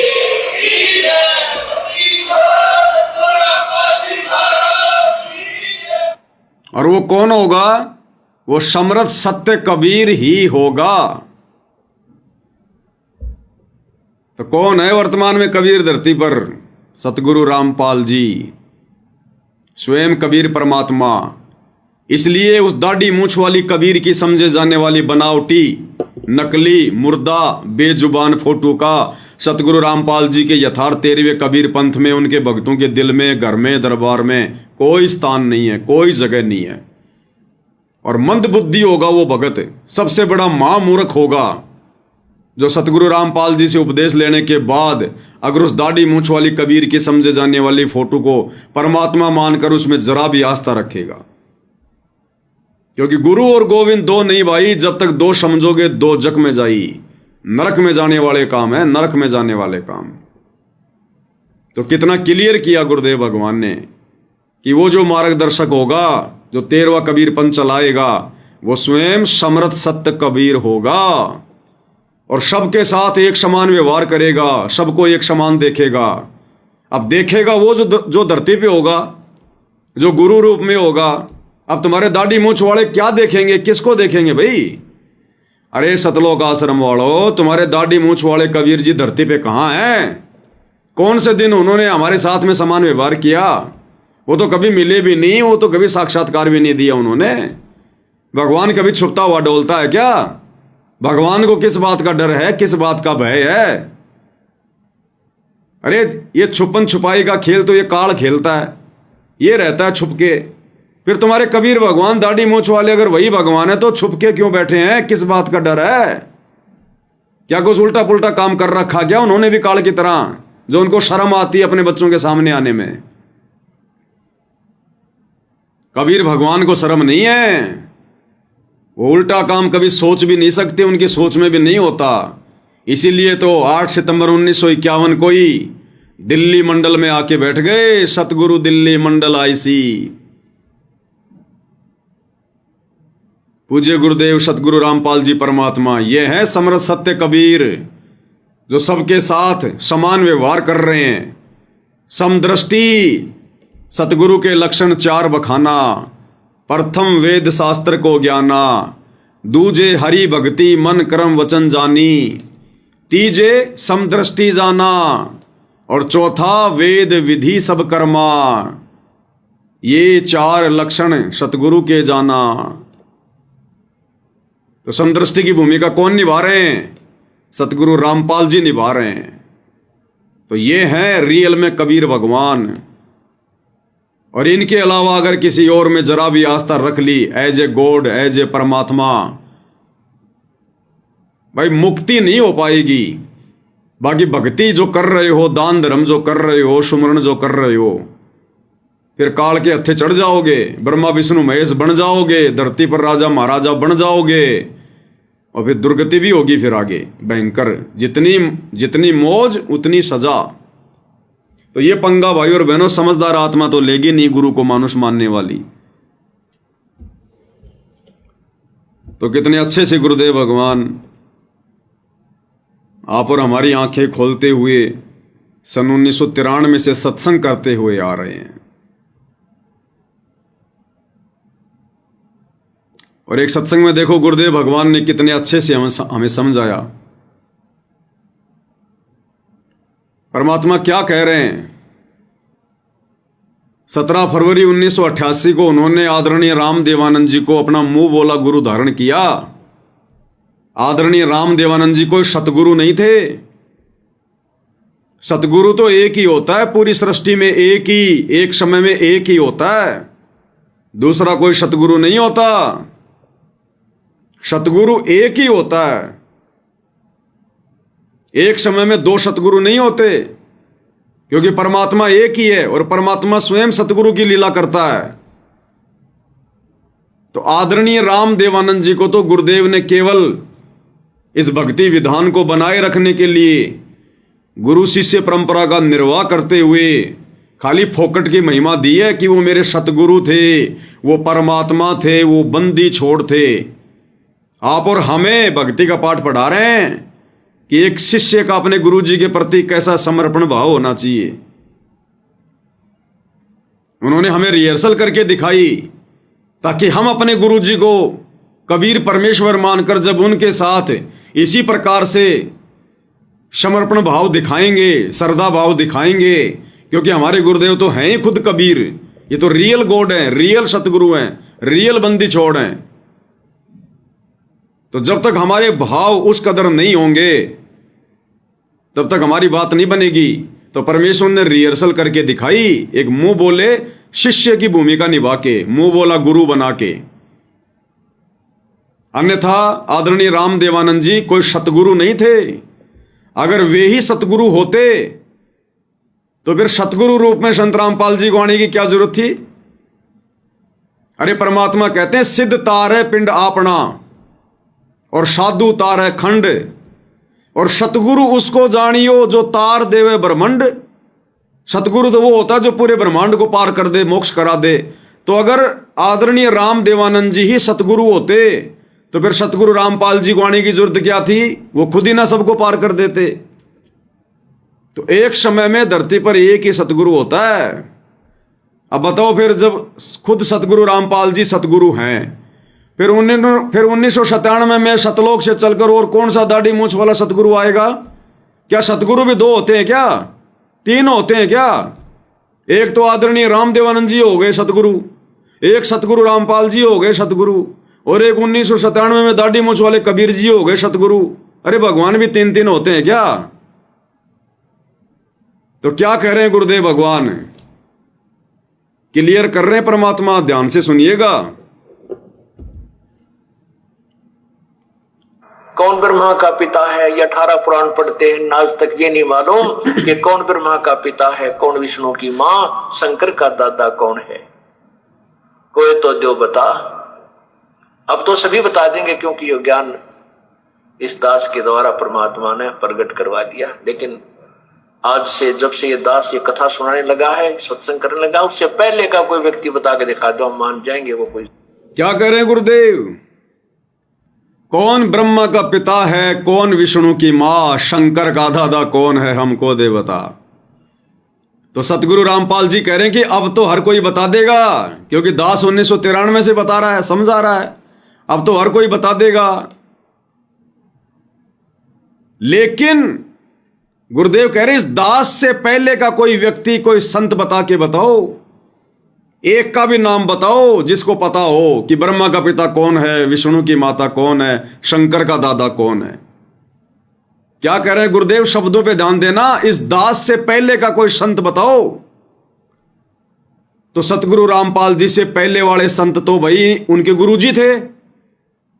अरे सतगुरु रामपाल जी से पहले तो उनके गुरुजी थे ना संत। तो गुरुजी ने तो उनको भी रिजेक्ट कर दिया कि इससे पहले का कोई संत बताओ, तब हम मान जाएंगे। और सतगुरु ने कह दिया तो कह दिया, फिर कोई नहीं हो सकता। तो क्लियर कर दिया गुरुदेव ने कि इस दास से पहले का कोई संत बताओ जो ये बातें जानता हो, जो ये तत्व ज्ञान जानता हो।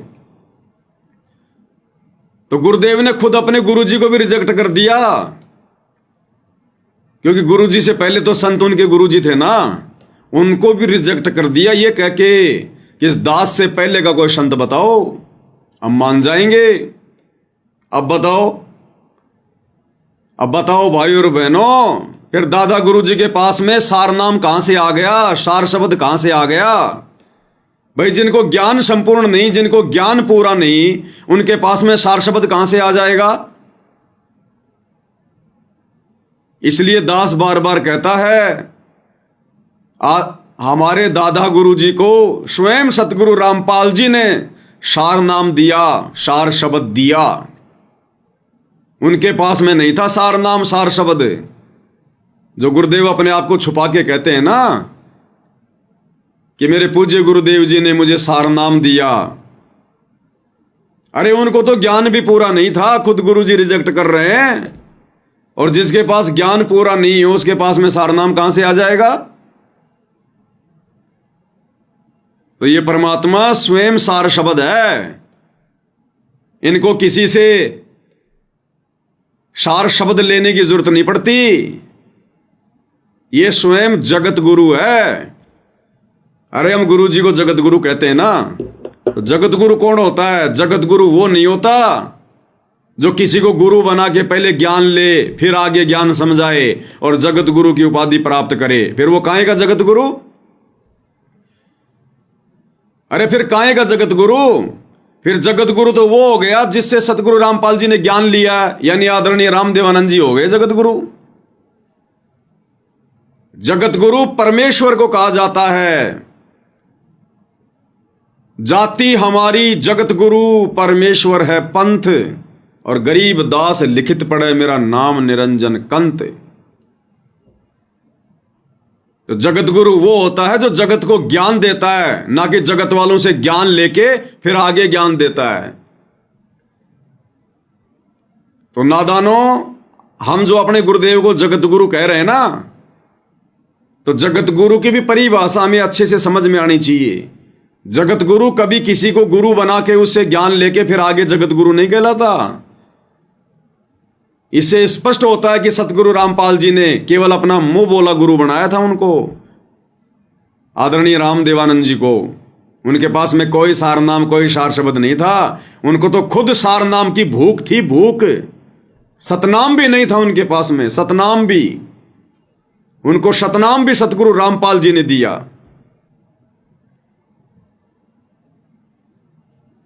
तो क्या कह रहे हैं गुरुदेव भगवान कि इस दास से पहले का कोई संत बता दो जिसको ये ज्ञान हो। तो गुरुजी से पहले तो उनके गुरुजी संत थे, क्या उनको भी ज्ञान नहीं था? नहीं था। केवल परमात्मा ने उनको निमित्त बना रखा था। आदरणीय गरीबदास जी से लेकर आगे धीरे धीरे धीरे धीरे इस पंथ को यहां तक लेकर आना, ये कड़ी से ये कड़ी जोड़ना, गुरु परंपरा को बनाए रखना, अन्यथा ये दूसरे नकली ये पंथ वाले, ये कबीर पंथी, ये सतगुरु रामपाल जी को बोलने नहीं देते कि कहां है तुम्हारी गुरु परंपरा, कब से चली आ रही है तुम्हारी ये गुरुआई। संत रामपाल जी तो निगुरा है, आप और हमारे मन में सौ सौ शंका पैदा कर देते। इसलिए सतगुरु रामपाल जी ने उस प्यारी आत्मा को, आदरणीय राम देवानंद जी को खाली निमित्त बनाया 12वें पंथ में गुरु पदवी देकर, संत की पदवी देकर, और अपनी वाणी के अनुसार फिर 12वें पंथ में उनको स्वयं आना था तो स्वयं चलकर आ गए सतगुरु रामपाल जी, और सारे अधिकार छीन लिए फिर उनसे कि प्यारी आत्मा तेरा काम पूरा हुआ, अब आप आराम करो, विश्राम करो, बैठ के भक्ति करो, जो आपको नाम दे दिया सतनाम सारनाम। अरे गुरुदेव ने कहा ना कि सन 1994 से पहले इस दास ने एक आदि आत्मा को सार नाम दिया था, वो भी आपको सुनाएंगे सत्संग अभी। वो एक आदि आत्मा वही थी आदरणीय राम देवानंद जी। तुम्हारे दाढ़ी मूछ वाले कबीर जी के 1997 में सतगुरु रामपाल जी से मिलने से पहले तो सतगुरु रामपाल जी ने सार नाम भी दे दिया था दादा गुरु जी को। वो आगे दिखाएंगे आपको, पहले ये सुनो इसमें क्या कह रहे हैं गुरुदेव कि कौन ब्रह्मा का पिता है, कौन विष्णु की मां, शंकर का दादा कौन है, हमको दे बता।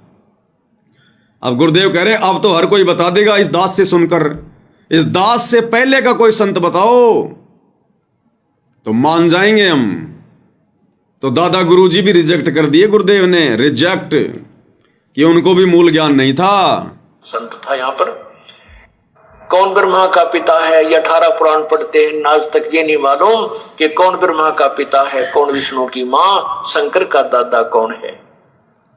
कोई तो जो बता, अब तो सभी बता देंगे क्योंकि ये ज्ञान इस दास के द्वारा परमात्मा ने प्रकट करवा दिया। लेकिन आज से जब से ये दास ये कथा सुनाने लगा है, सत्संग करने लगा, उससे पहले का कोई व्यक्ति बता के दिखा दो, हम मान जाएंगे वो कोई संत था यहाँ पर। न तो ये सा संत था केवल परमात्मा को छोड़ के, जो कबीर परमात्मा आए थे, या उनसे सीधे संबंधित संत जैसे। क्या कह रहे हैं गुरुदेव, उस कबीर परमात्मा को छोड़कर और उनसे मिले हुए जो संत हैं उनको छोड़कर। और गुरुदेव कह रहे 7 संतों मुझे ध्यान है, 7 संतों का तो मेरे पास में प्रमाण है जिनको कबीर जी मिले, ये मूल ज्ञान दिया। और उन 7 संतों में दादा गुरु जी का नाम नहीं है, आदरणीय राम देवानंद जी का नाम नहीं है। और देखना कितना बड़ा भाई और बहनों आज की वीडियो में निष्कर्ष निकलेगा, और यह दृढ़ विश्वास होगा हम आत्माओं को कि कबीर केवल धरती पर सतगुरु रामपाल जी हैं, दूसरा कोई कबीर किसी ब्रह्मांड में, सतलोक में कहीं नहीं है। अगर वहां भी कोई बैठा है तो सतगुरु रामपाल जी ही बैठे हैं, क्योंकि अनंत कोटि कलाओं के स्वामी है। तो क्या कह रहे हैं गुरुदेव, आज से पहले का कोई संत बताओ। फिर गुरुदेव कह रहे हैं या तो कबीर परमात्मा स्वयं आए थे, उनको पता था, या उनसे परिचित जो संत थे उनको पता था, और उन संतों में दादा गुरु जी का नाम नहीं है। देखिएगा, सुनिए। 7 संतों के बारे में दास को मालूम है, उनको छोड़कर किसी को यह तत्व ज्ञान नहीं था। गुरुदेव कह रहे 7 संतों का नाम दास को याद है, उनको छोड़कर किसी को तत्व ज्ञान नहीं था। और दादा गुरु जी का नाम लिया ही नहीं गुरु जी ने उन 7 संतों में। तो क्या दादा गुरु जी को तत्व ज्ञान नहीं था? भाई नहीं था, पूर्ण तत्व ज्ञान नहीं था। पूर्ण तत्व ज्ञान तो स्वयं परमात्मा को ही होता है। अब सोचिए, जिनको पूर्ण तत्व ज्ञान नहीं था दादा गुरु जी को, तो उनके पास में सतनाम कहां से आ जाएगा, सार नाम कहां से आ जाएगा? तो दादा गुरु जी को सतनाम और सार नाम,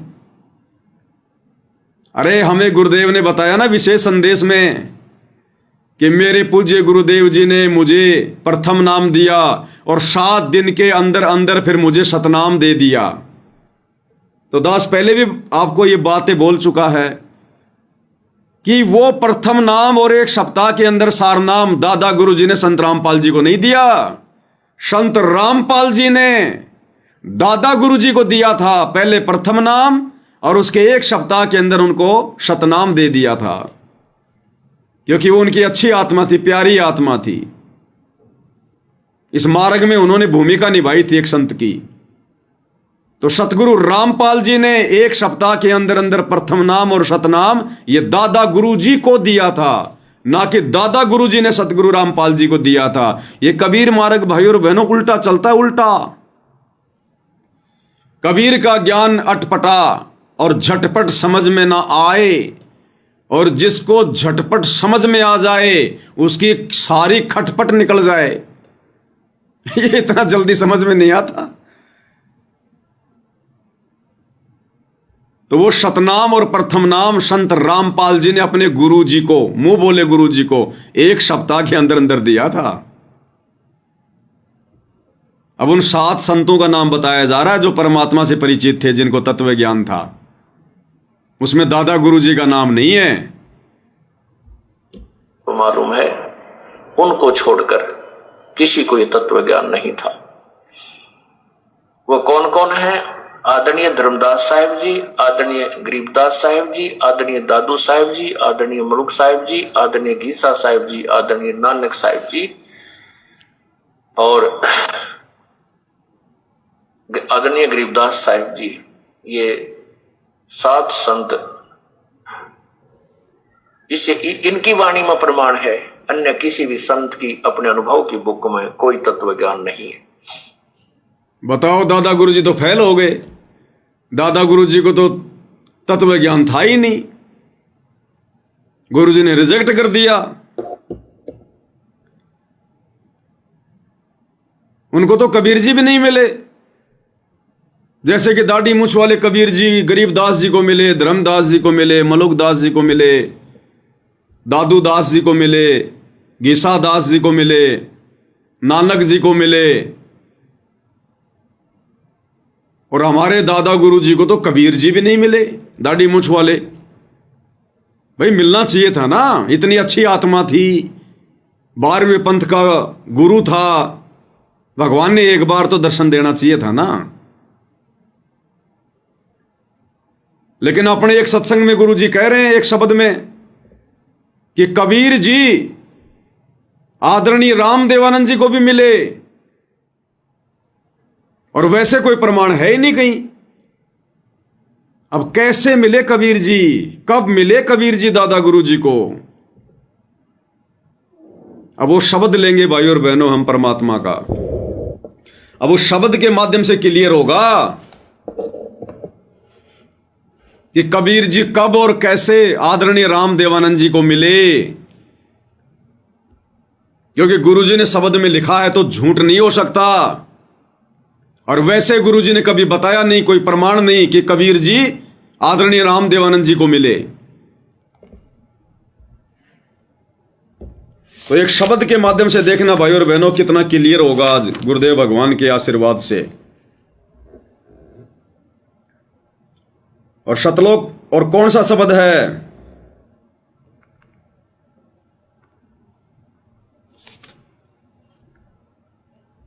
शब्द है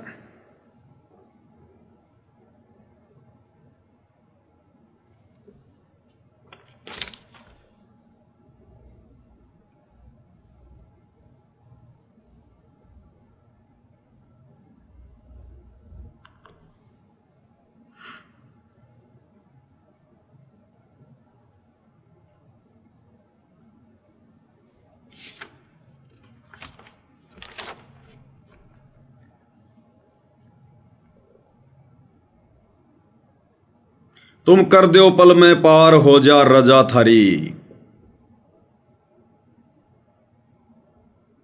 तुम कर दो पल में पार, शब्द नंबर 12 और पेज नंबर 37, सतगुरु महिमा शब्द संग्रह, शब्द नंबर 12 पेज नंबर 37। देखना भाई और बहनों, कितना गजब का प्रमाण है इस शब्द में, लास्ट में कितना गजब का प्रमाण है। इस शब्द को हमने शुरू से समझना पड़ेगा, एक एक चौपाई को समझना पड़ेगा, फिर देखना कितना जबरदस्त गुरुदेव भगवान के आशीर्वाद से इसका सार निकलेगा। और हमें दृढ़ विश्वास होगा कि सतगुरु रामपाल जी कौन हैं, गुरुदेव भगवान कौन हैं। दृढ़ विश्वास होगा, दृढ़ विश्वास। बंदी छोड़ सतगुरु रामपाल जी परमेश्वर जी की जय हो। तुम कर दो पल में पार, हो जा रजा थारी। तुम कर दो पल में पार, हो जा रजा थारी। हो रजा थारी महाराज, हो जा मेरे थारी महाराज। हो जा रजा थारी। तुम कर दो पल में पार, हो जा रजा थारी। तुम कर दो पल में पार, हो जा रजा थारी। किसकी रजा? कबीर परमेश्वर की रजा। कौन पार कर दे एक पल में? कबीर परमात्मा। अब कैसे रजा हुई परमात्मा की? अब प्रत्येक चौपाई में भाई और बहनों किसने वो कार्य किया, किसने वो रजा करी? कबीर भगवान ने। भले आप दाढ़ी मूछ वाले को ही कबीर जी मान के चलो, प्रत्येक चौपाई में जो गुरुदेव भगवान ने लिखी है, बोला है, ये सतगुरु रामपाल जी का बनाया गया शब्द है, ये गरीबदास जी का नहीं है, ये कबीर जी का नहीं है। और इसके लास्ट वाली चौपाई में निर्णय होगा कि सतगुरु रामपाल जी कौन है। काल कष्ट से जीव दुखी, सुन मन तुमरे तृष आया के नाम। सत्य लोक को छोड़ के सतगुरु काल लोक में आया के ना। भाई काल कष्ट से जीव दुखी, सुन मन तुमरे तृष आया के ना।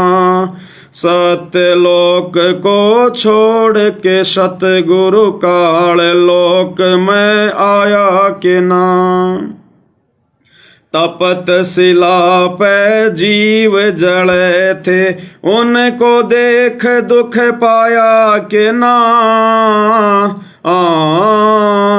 वहाँ खूब हुई तकरार, निरंजन गैल थारी। वहाँ खूब हुई तकरार, निरंजन गैल थारी। तुम कर दो पल में पार, हो जा रजा थारी। तुम कर दो पल में पार, हो जा रजा थारी।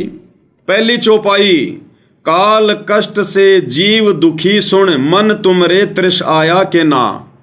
कि इस काल के लोक में जीवों को दुखी देखकर परमात्मा आपको पीड़ा हुई या नहीं हुई? तो काल लोक में हम जीव आत्माओं को दुखी देखकर किसको पीड़ा हुई? कबीर जी को पीड़ा हुई। और सत्य लोक को छोड़ के सतगुरु काल लोक में आया कि ना। फिर सतलोक को छोड़ के काल लोक में कौन आया? कबीर जी। प्रत्येक चौपाई में कबीर की महिमा है, ध्यान रखना भाई और बहनों। तपतशिला पर जीव जड़े थे, उनको देख दुख पाया के ना। तपतशिला पर अपनी आत्माओं को काल के द्वारा भूनकर खाता हुआ देखकर, और फिर कौन आया, कौन दुखी हुआ? कबीर जी। और वहां खूब हुई तकरार, निरंजन गैल तेरी। और निरंजन यानी काल के साथ में तकरार किसकी हुई? कबीर जी की। दूसरी चौपाई, प्रथम आए बर्मा लोक में, बर्मा जी समझाया के ना। विष्णु जी को शरण में लेके चरणों के मालाया के ना। प्रथम आए ब्रह्मलोक में ब्रह्मा जी समझाए के ना, विष्णु जी को शरण में लेकर चरणों के मालाए के नाम, शिव शंकर को शिष्य बना के सोहम नाम सुनाया के ना, थारी खूब हुई तकरा जयकार पहुँचे शिवपुरी, थारी खूब हुई जयकार पहुँचे शिवपुरी, तुम कर दो पल में पार हो जा रजा थारी, तुम कर दो पल में पार हो जा रजा थारी। प्रथम आए ब्रह्मालोक में ब्रह्मा जी को समझाया के ना, तो ब्रह्मा जी के लोक में ज्ञानी ऋषि का रूप बनाकर ब्रह्मा जी को समझाने के लिए कौन आए थे? कबीर जी। विष्णु जी को शरण में लेके चरणों के मां लाया के ना, फिर विष्णु जी को हरियम नाम दे के अपना शिष्य किसने बनाया? कबीर जी ने। ये सारी महिमा कबीर जी के ध्यान रखना भाई और बहनों। यानी जो जो घटनाएं घटी वो कबीर जी ने आके वो घटनाएं घटित किया नहीं की शिव शंकर को शिष्य बना के सोहम नाम सुनाया के ना, फिर शंकर जी के लोक में गए कौन? कबीर जी। शंकर जी को सोहम नाम देकर अपना शिष्य किसने बनाया? कबीर जी ने। थारी खूब हुई जयकार पहुंचे शिवपुरी। फिर शंकर भगवान ने शिवपुरी में कबीर परमेश्वर जी के पहुंचने के बाद में उनके जय जयकार किया नहीं की किसकी? कबीर जी की। अगली चौपाई, लहर तारा में कमल के फूल पे बालक बन दिखलाया के नाम, नीरो नीमा गए नहान को वहां जुलाह को पाया के ना, लहर तारा में कमल के फूल पे बालक बन दिखलाए के ना, नीरो नीमा गए नहान को वहां जुलाह को पाए के नाम, काजी आए नाम धरण ने नाम कबीर धरवाया के ना, तुम पूर्ण ब्रह्म करतार बन गे कबीर हरि, तुम पूर्ण ब्रह्म करतार बन गे कबीर हरि, तुम कर दो पल में पार हो जा रजा थारी, तुम कर दो पल में पार हो जा रजा थारी। लहर तारा में कमल के फूल पे बालक बन दिखलाया के ना, तो लहर तारा तालाब में 650 साल पहले कमल के फूल पर शिशु रूप में बालक बनकर किसने दिखाया? कबीर जी ने। और नीरू नीमा गए नहान को वहां जुलाए को पाया के ना, और नीरू नीमा को शिशु रूप में कौन प्राप्त हुए? कबीर जी। काजी आए नाम धरण ने नाम कबीर धरवाया के ना, काजी किसका नाम रखने आए थे? किसका नामकरण करने आए थे? कबीर जी का। तुम पूर्ण ब्रह्म करतार बन गए कबीर हरि। कौन? स्वयं कबीर जी। अगली चौपाई क्या कहती है?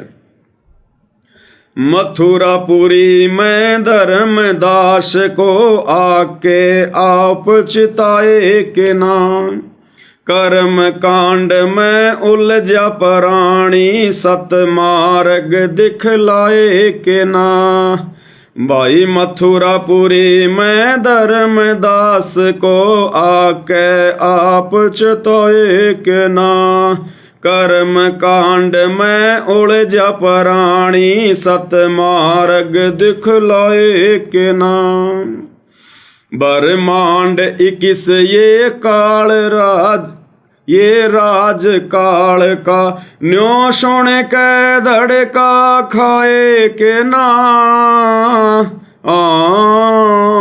तुमने दे दिया शब्द सार गीता दूर दरी, तुमने दे दिया शब्द सार गीता दूर धरी तुम कर दो पल में पार हो जा रजा थारी तुम कर दो पल में पार हो जा रजा थारी। मथुरापुरी में धर्मदास को आके आप चिताए कि ना, तो मथुरापुरी में जिंदा बाबा का रूप बनाकर धर्मदास जी को किसने चेताया? कबीर जी ने। कर्म कांड में उलझा प्राणी सतमार्ग दिखलाए कि ना, उस कर्म कांड में उलझे हुए धर्मदास जी को सतमार्ग सत ज्ञान देकर किसने बताया, किसने सुलझाया? कबीर जी ने। ध्यान रखना, सारी महिमा कबीर जी की है। और ब्रह्मांड 21 ये काल राज का न्यू सुनकर धड़का खाया कि ना, जब धर्मदास को इस बात का पता चला कि ये तो 21 ब्रह्मांड काल का राज है, तो ये बात सुनकर धर्मदास का दिल धक से हुआ कि नहीं हुआ? किसकी बातें सुनकर? कबीर जी की। और तुमने दे दिया शब्द सार गीता दूर धरी, और बिना गीता को हाथ लगाए धर्मदास जी को गीता जी का सार किसने बताया? कबीर जी ने। अगली वाणी, रामानंद योग में उलझे शिष होकर सुलझाया कि ना, सुपच सुदर्शन को शरण में लेकर अपने वचन निभाए कि ना। रामानंद योग में उलझे शिष होकर सुलझाया कि ना, सुपच सुदर्शन को शरण में लेकर अपने वचन निभाए कि ना। सुपच के मात पिता नीरू नीमा वो बेटा बन मुक्ताया के ना।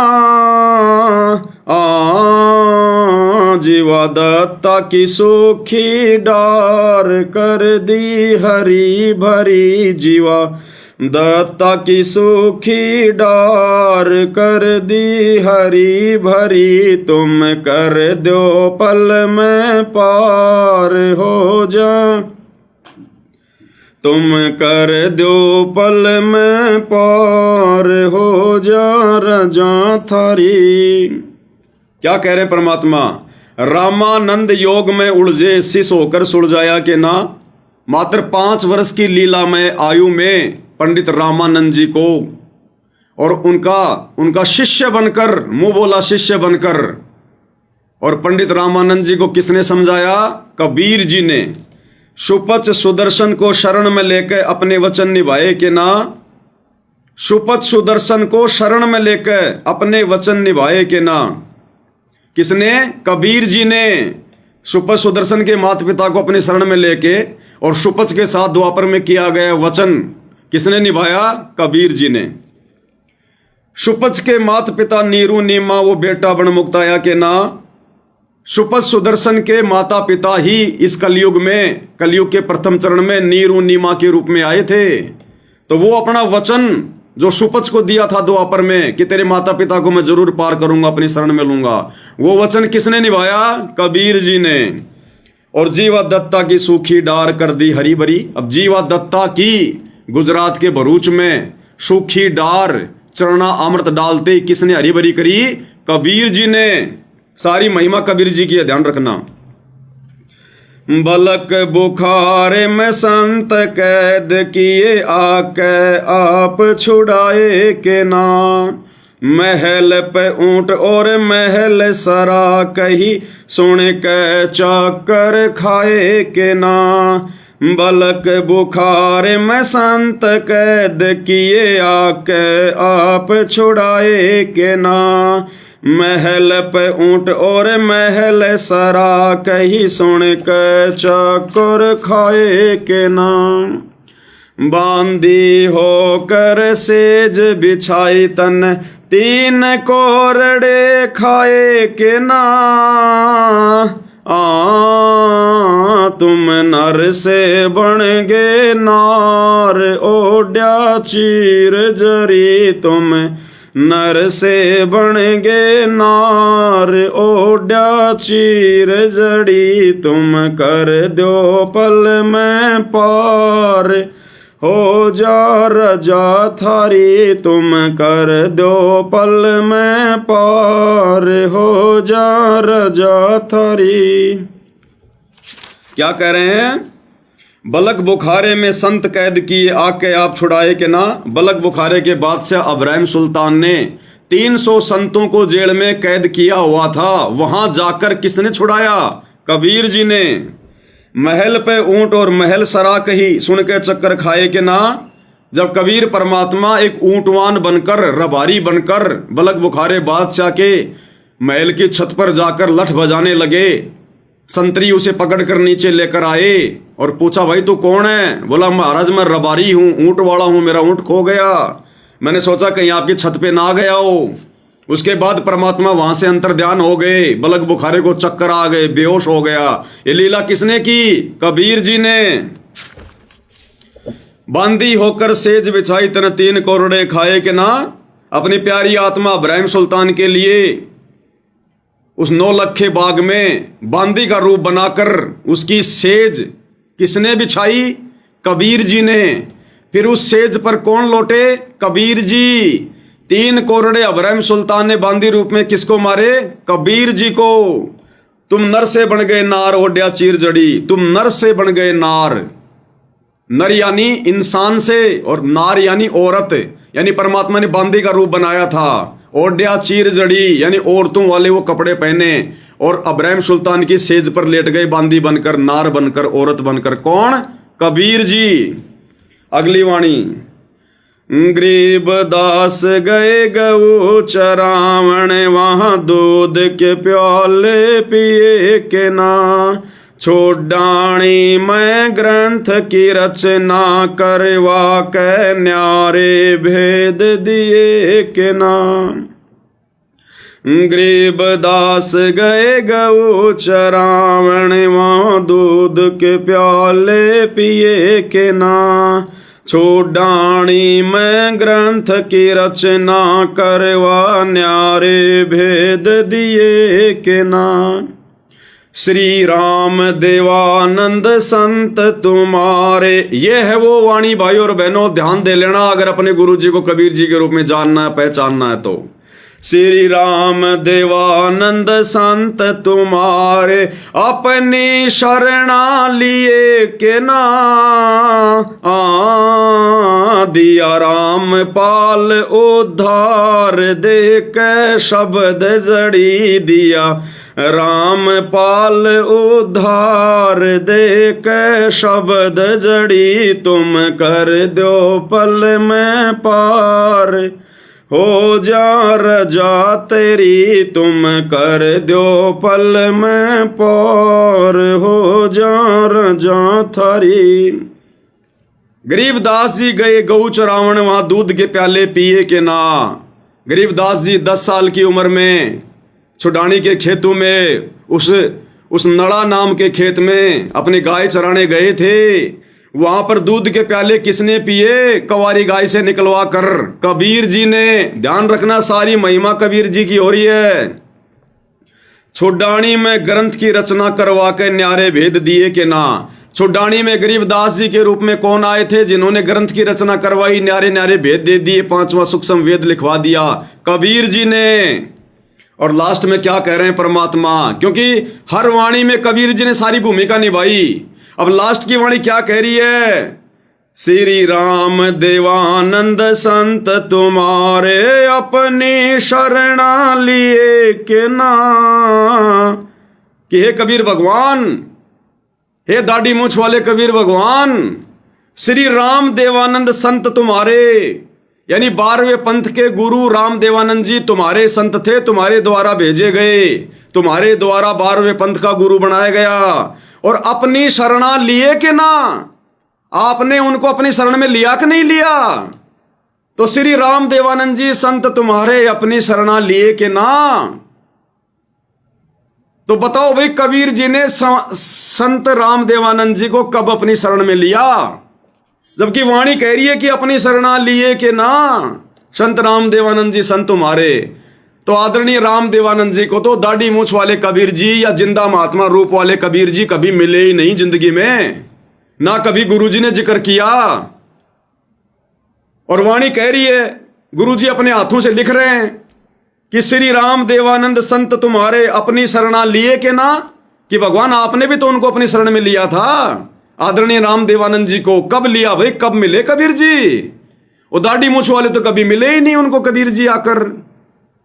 तो 17 फरवरी 1988 को रियल कबीर सतगुरु रामपाल जी ने अपनी वाणी के अनुसार कि 12वें पंथ में हम ही चलावें, सम पंथों को मिलाकर एक पंथ चलावें, 12वें पंथ में प्रवेश किया और 12वें पंथ के अंतिम गुरु श्री राम देवानंद जी को अपना मुंह बोला गुरु बनाकर अपनी शरण में लिया, जैसे 650 साल पहले पंडित रामानंद जी को अपनी शरण में लिया और प्रथम नाम और शतनाम एक सप्ताह के अंदर अंदर दिया। अन्यथा ये तो शब्द फेल हो जाएगा, ये तो वाणी फेल हो जाएगी, क्योंकि ऊपर की हर चौपाई में तो हम सबको पता है गुरुजी ने बार बार जिक्र किया है, हमारे को ये कथाएं सुनाई है कि हाँ वो कबीर जी आकर मिले, कबीर जी ने सारे काम किए। अब लास्ट की चौपाई में बताओ फिर कबीर जी कब आए, दाढ़ी मूछ वाले, कि श्री राम देवानंद संत तुम्हारे अपनी शरणा लिए के ना। बताओ कब लिया शरण में दाढ़ी मूछ वाले ने श्री राम देवानंद जी को? वो तो मिले भी नहीं, अब शरण में लिया है ये भी झूठ नहीं हो सकता। तो 17 फरवरी 1988 को रियल कबीर सतगुरु रामपाल जी ने 12वें पंथ में प्रवेश करके आदरणीय राम देवानंद जी को अपना मुंह बोला गुरु बनाकर लीला करते हुए उनको अपनी शरण में लिया। उनको प्रथम नाम और शतनाम दोनों एक सप्ताह के अंदर अंदर दिए और फिर क्या किया? दिया रामपाल उद्धार देख शब्द जड़ी दिया, रामपाल उद्धार देख शब्द जड़ी। सतगुरु रामपाल जी ने उनका उद्धार किया देखकर शब्द जड़ी। वो सार नाम दिया फिर सतगुरु रामपाल जी ने, दिया रामपाल उद्धार, यानी रामपाल जी ने उद्धार कर दिया किनका? अपने मुंह बोले गुरु का, देखकर शब्द जड़ी। भाई और बहनों, ये कबीर मालिक का मार्ग उल्टा चलता है, उल्टा, जैसा हम इनको पढ़ेंगे वैसा नहीं होता। तो बताओ भाई और बहनों, धरती पर कबीर कौन? सतगुरु Rampal ji is Kabir, real God. है इनके अलावा कोई और कबीर? इसलिए हम सत्सेवक भाई बहन अपने गुरु के अलावा किसी और को कबीर ना मानते, ना किसी और में कबीर देखते। और यदि हमने इस कलयुग की पिछली पीढ़ी में यह तत्व ज्ञान लेने के बाद अपने गुरु के अलावा किसी और में कबीर जी का अगर छटांग भी देख लिया, तिल भर भी दर्शन कर लिया, हमारी बनी बनाई भक्ति का सत्यानाश। परमात्मा फिर बहुत नाराज होगा हमसे, बहुत नाराज होगा। तुम कर दो पल में पार हो जा रजा थारी। और उस विशेष संदेश में तो गुरुदेव ने भाई और बहनों कितना क्लियर कर दिया, मूर्ख से मूर्ख व्यक्ति भी समझ जाएगा, मूर्ख से मूर्ख व्यक्ति भी, कि सतगुरु रामपाल जी कौन हैं, वर्तमान में क्या लीला खेल रहे हैं, वर्तमान में क्या कर रहे हैं। उसमें कहा ना गुरुदेव भगवान ने, बिल्कुल क्लियर कर दिया उसमें परमात्मा ने। वो कौन सा सत्संग था? 75 नंबर का।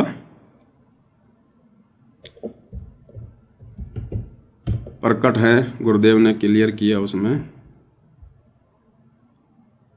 विशेष संदेश में।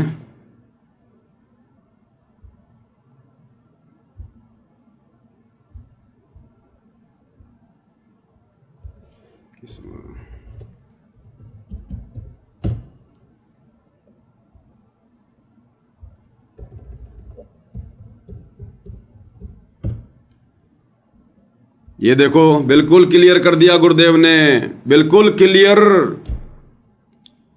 कह रहे वो परमात्मा गरीबदास जी के समय आए थे और भाई अब तुम्हारे सामने प्रत्यक्ष प्रकट है, पहचान सको तो पहचान लेना। तो क्या बताते हैं? उत्तर दक्षिण पूर्व पश्चिम फिरता दाने दाने लो, और सर्व कला सतगुरु साहिब की। हरि आए हरियाणे। गरीबदास जी के समय आए थे, रे भाई प्रगट सामने था, पहचाने जात पहचान लियो। गरीबदास जी के समय आए थे, रे भाई प्रगट सामने था, पहचाने जात पहचान लियो। गरीबदास जी के समय आए थे, रे भाई प्रगट सामने था रे, पहचाने जात पहचान लियो। गरीबदास जी के समय आए थे। कौन आए थे गरीबदास जी के समय? जिंदा बाबा।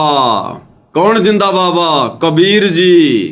तो क्या कह रहे हैं गुरुदेव कि गरीबदास जी के समय आए थे भाई, और ये बारे थारे सामने प्रत्यक्ष प्रकट। अब कहां है वो जिंदा बाबा प्रत्यक्ष प्रकट? कहां है वो दाढ़ी मूंछ वाला कबीर जो गरीबदास जी का गुरु था? तो क्या गुरु जी झूठ बोल रहे हैं क्या? नहीं, अपने लिए संकेत कर रहे हैं कि गरीबदास जी के समय आए थे और ये बारे भाई थारे सामने प्रत्यक्ष प्रकट। तो वर्तमान में प्रत्यक्ष प्रकट कौन है धरती पर? दाढ़ी मूंछ वाला नहीं है, सतगुरु रामपाल जी हैं। तो कौन हुए सतगुरु रामपाल जी? गरीबदास जी के गुरु। गरीबदास जी के गुरु कौन थे? जिंदा महात्मा। जिंदा महात्मा की भूमिका कौन करता है? कबीर जी। तो कौन हुए वर्तमान में प्रत्यक्ष प्रकट? सतगुरु रामपाल जी, स्वयं कबीर परमात्मा। अब भाई और बहनों, हम गधे नहीं है जो परमात्मा बिल्कुल खुल के कह देगा कि मैं ही कबीर हूं। ये कबीर पंथी को 50 मुकदमे लगा देंगे, 50 मुकदमे, कि अपने आप को कबीर कह रहा है। इसलिए परमात्मा ने बहुत सोच समझ के आप और हम तक ये ज्ञान आगे ये पहुंचाना होता है। और ये फिर अनमोल तत्व ज्ञान क्यों दिया गुरुदेव ने? ये सृष्टि का सर्वश्रेष्ठ ज्ञान, मक्खन ज्ञान। ये मक्खन ज्ञान क्यों दिया गुरुदेव ने? अपनी पहचान करवाने के लिए। हम जानवर नहीं हैं, इंसान हैं, और इंसानों में भी सर्वश्रेष्ठ इंसान, सर्वबुद्धिमान इंसान, ये वैज्ञानिक राष्ट्रपति, प्रधानमंत्री, ये साइंटिस्ट वगैरह, मंगल ग्रह पे जाने वाले, ये विद्वान नहीं है। विद्वान वो है जो आध्यात्मिक ज्ञान में, जिसकी बुद्धि आध्यात्मिक ज्ञान में काम कर रही है, जिसने भगवान को पहचान लिया, भक्ति को पहचान लिया, जो अपनी आत्मा का कल्याण करवाने के लिए आगे बढ़ रहा है, वो है बुद्धिमान। अरे साइंटिस्ट बनकर भी जो गधा बनने के लिए काल की भक्ति करके आगे बढ़ रहा है, वो काहे का विद्वान है? उसके बाद भी नहीं पहचानेंगे क्या हम? तो इस कलयुग की पिछली पीढ़ी में अगर किसी ने अपने गुरु को मानुष माना, और मानुष मानने की सबसे बड़ी पहचान है गुरु के रहते सहते वर्तमान में उस दाढ़ी मूंछ वाली कबीर की मुर्दा फोटो को परमात्मा मान के पूजना, अपने घर पर दरबार में रखना, उसके आगे दंडवत करना, जोत जलाना, या घर की दीवारों पे टांग कर रखना, अपने गाड़ी घोड़ों में लगा के रखना, अपने लॉकेट में डाल के रखना, या जून में उसका कबीर प्रगट दिवस मनाना, या जरा भी उसमें आस्था रखना, जरा भी तिल भर भी अगर आस्था रही, तो वो व्यक्ति सतगुरु रामपाल जी से उपदेश लेने के बाद भी, सार नाम सार शब्द लेने के बाद भी, वो है बिल्कुल मंद बुद्धि आदमी, मूर्ख आदमी। फिर उसको 2 कोटि का ज्ञान नहीं है। उसको बिल्कुल क्लियर कर दिया गुरुदेव ने, स्पष्ट कह रहे हैं, और फिर भी समझ में नहीं आ रही। इसका मतलब बुद्धि पे काल बैठा, काल। इसको कहते हैं काल प्रेरणा। काल ने कहा था ना, जाओ जोग जीत संसारा, जीव न माने कहा तुम्हारा, कि आप कितनी कोशिश कर लेना, मैं उनकी बुद्धि पे बैठा रहूंगा जो आपको परमात्मा मान के नहीं पूजेगा, जो गुरु को भगवान मान के नहीं पूजेगा, मैं उसकी बुद्धि पे बैठा रहूंगा, उसके घट में समाया रहूंगा, सदबुद्धि आने नहीं दूंगा। और वही हो रहा है भाई और बहनों, देख लो, काल ने पूरी तरह से जकट रखा है इन शतलोक आश्रमों से जुड़ी हुई संगत को, पूरी तरह से। तो कितनी बड़ी मेहरबानी, कितनी बड़ी दया, कितनी बड़ी विशेष रजा गुरुदेव भगवान की आप और हम सत्सेवकों के ऊपर, जो गुरुदेव ने इस घोर कलयुग में अपनी पहचान करवाई, जहां धर्मदास भी चक्कर में पड़ गया था कि भगवान आपको कैसे पहचानेंगे, आप कैसे उनको पार करोगे? तो परमात्मा बोले, भाई ये मेरा काम है। जिनका वापस सतलोक जाने का समय आ जाएगा, वो मेरे संकेतों को समझने लग जाएंगे। तो आज गुरुदेव के संकेतों को कौन समझ रहा है? केवल सत्सेवक भाई बहन। इसलिए भाई बहनों, ये साध संगति सतलोक के लिए गुरुदेव भगवान का ट्रेनिंग सेंटर है, और यही परमेश्वर का यथार्थ 13वां कबीर पंथ है। यानी जो भक्ति विधि परमात्मा आप और हम सभी 2 कोटि के जीवों से करवा रहे हैं, स्वयं को परमेश्वर मनवाकर, आने वाले समय में पूरा विश्व यदि इसी प्रकार से करेगा तो मुक्ति प्राप्त करेगा, और कोई जरिया नहीं है दूसरा। और आप और हम भाई बहन समय रहते, समय से पहले परमेश्वर को समझ गए, उन्हीं के आशीर्वाद से। बाकी तो हम भी 2 कोटि के जीव हैं, इस भगवान को कोई पहचान नहीं सकता जब तक ये भगवान खुद अपनी रजा ना करे।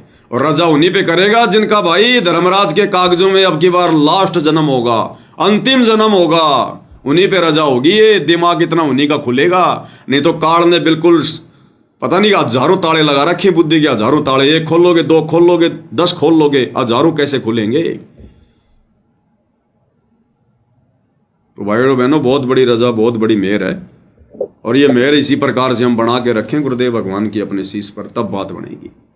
तो भाइयों और बहनों, आज की सतगुरु महिमा में केवल इतना ही। धीरे धीरे आगे बढ़ेंगे हम। तो गुरुदेव भगवान हम सबके ऊपर दया बना के रखें, मेहर बना के रखें, अपना आशीर्वाद बना के रखें। आज के वीडियो में केवल इतना ही। बंदी छोड़ सतगुरु रामपाल जी परमेश्वर जी की जय हो।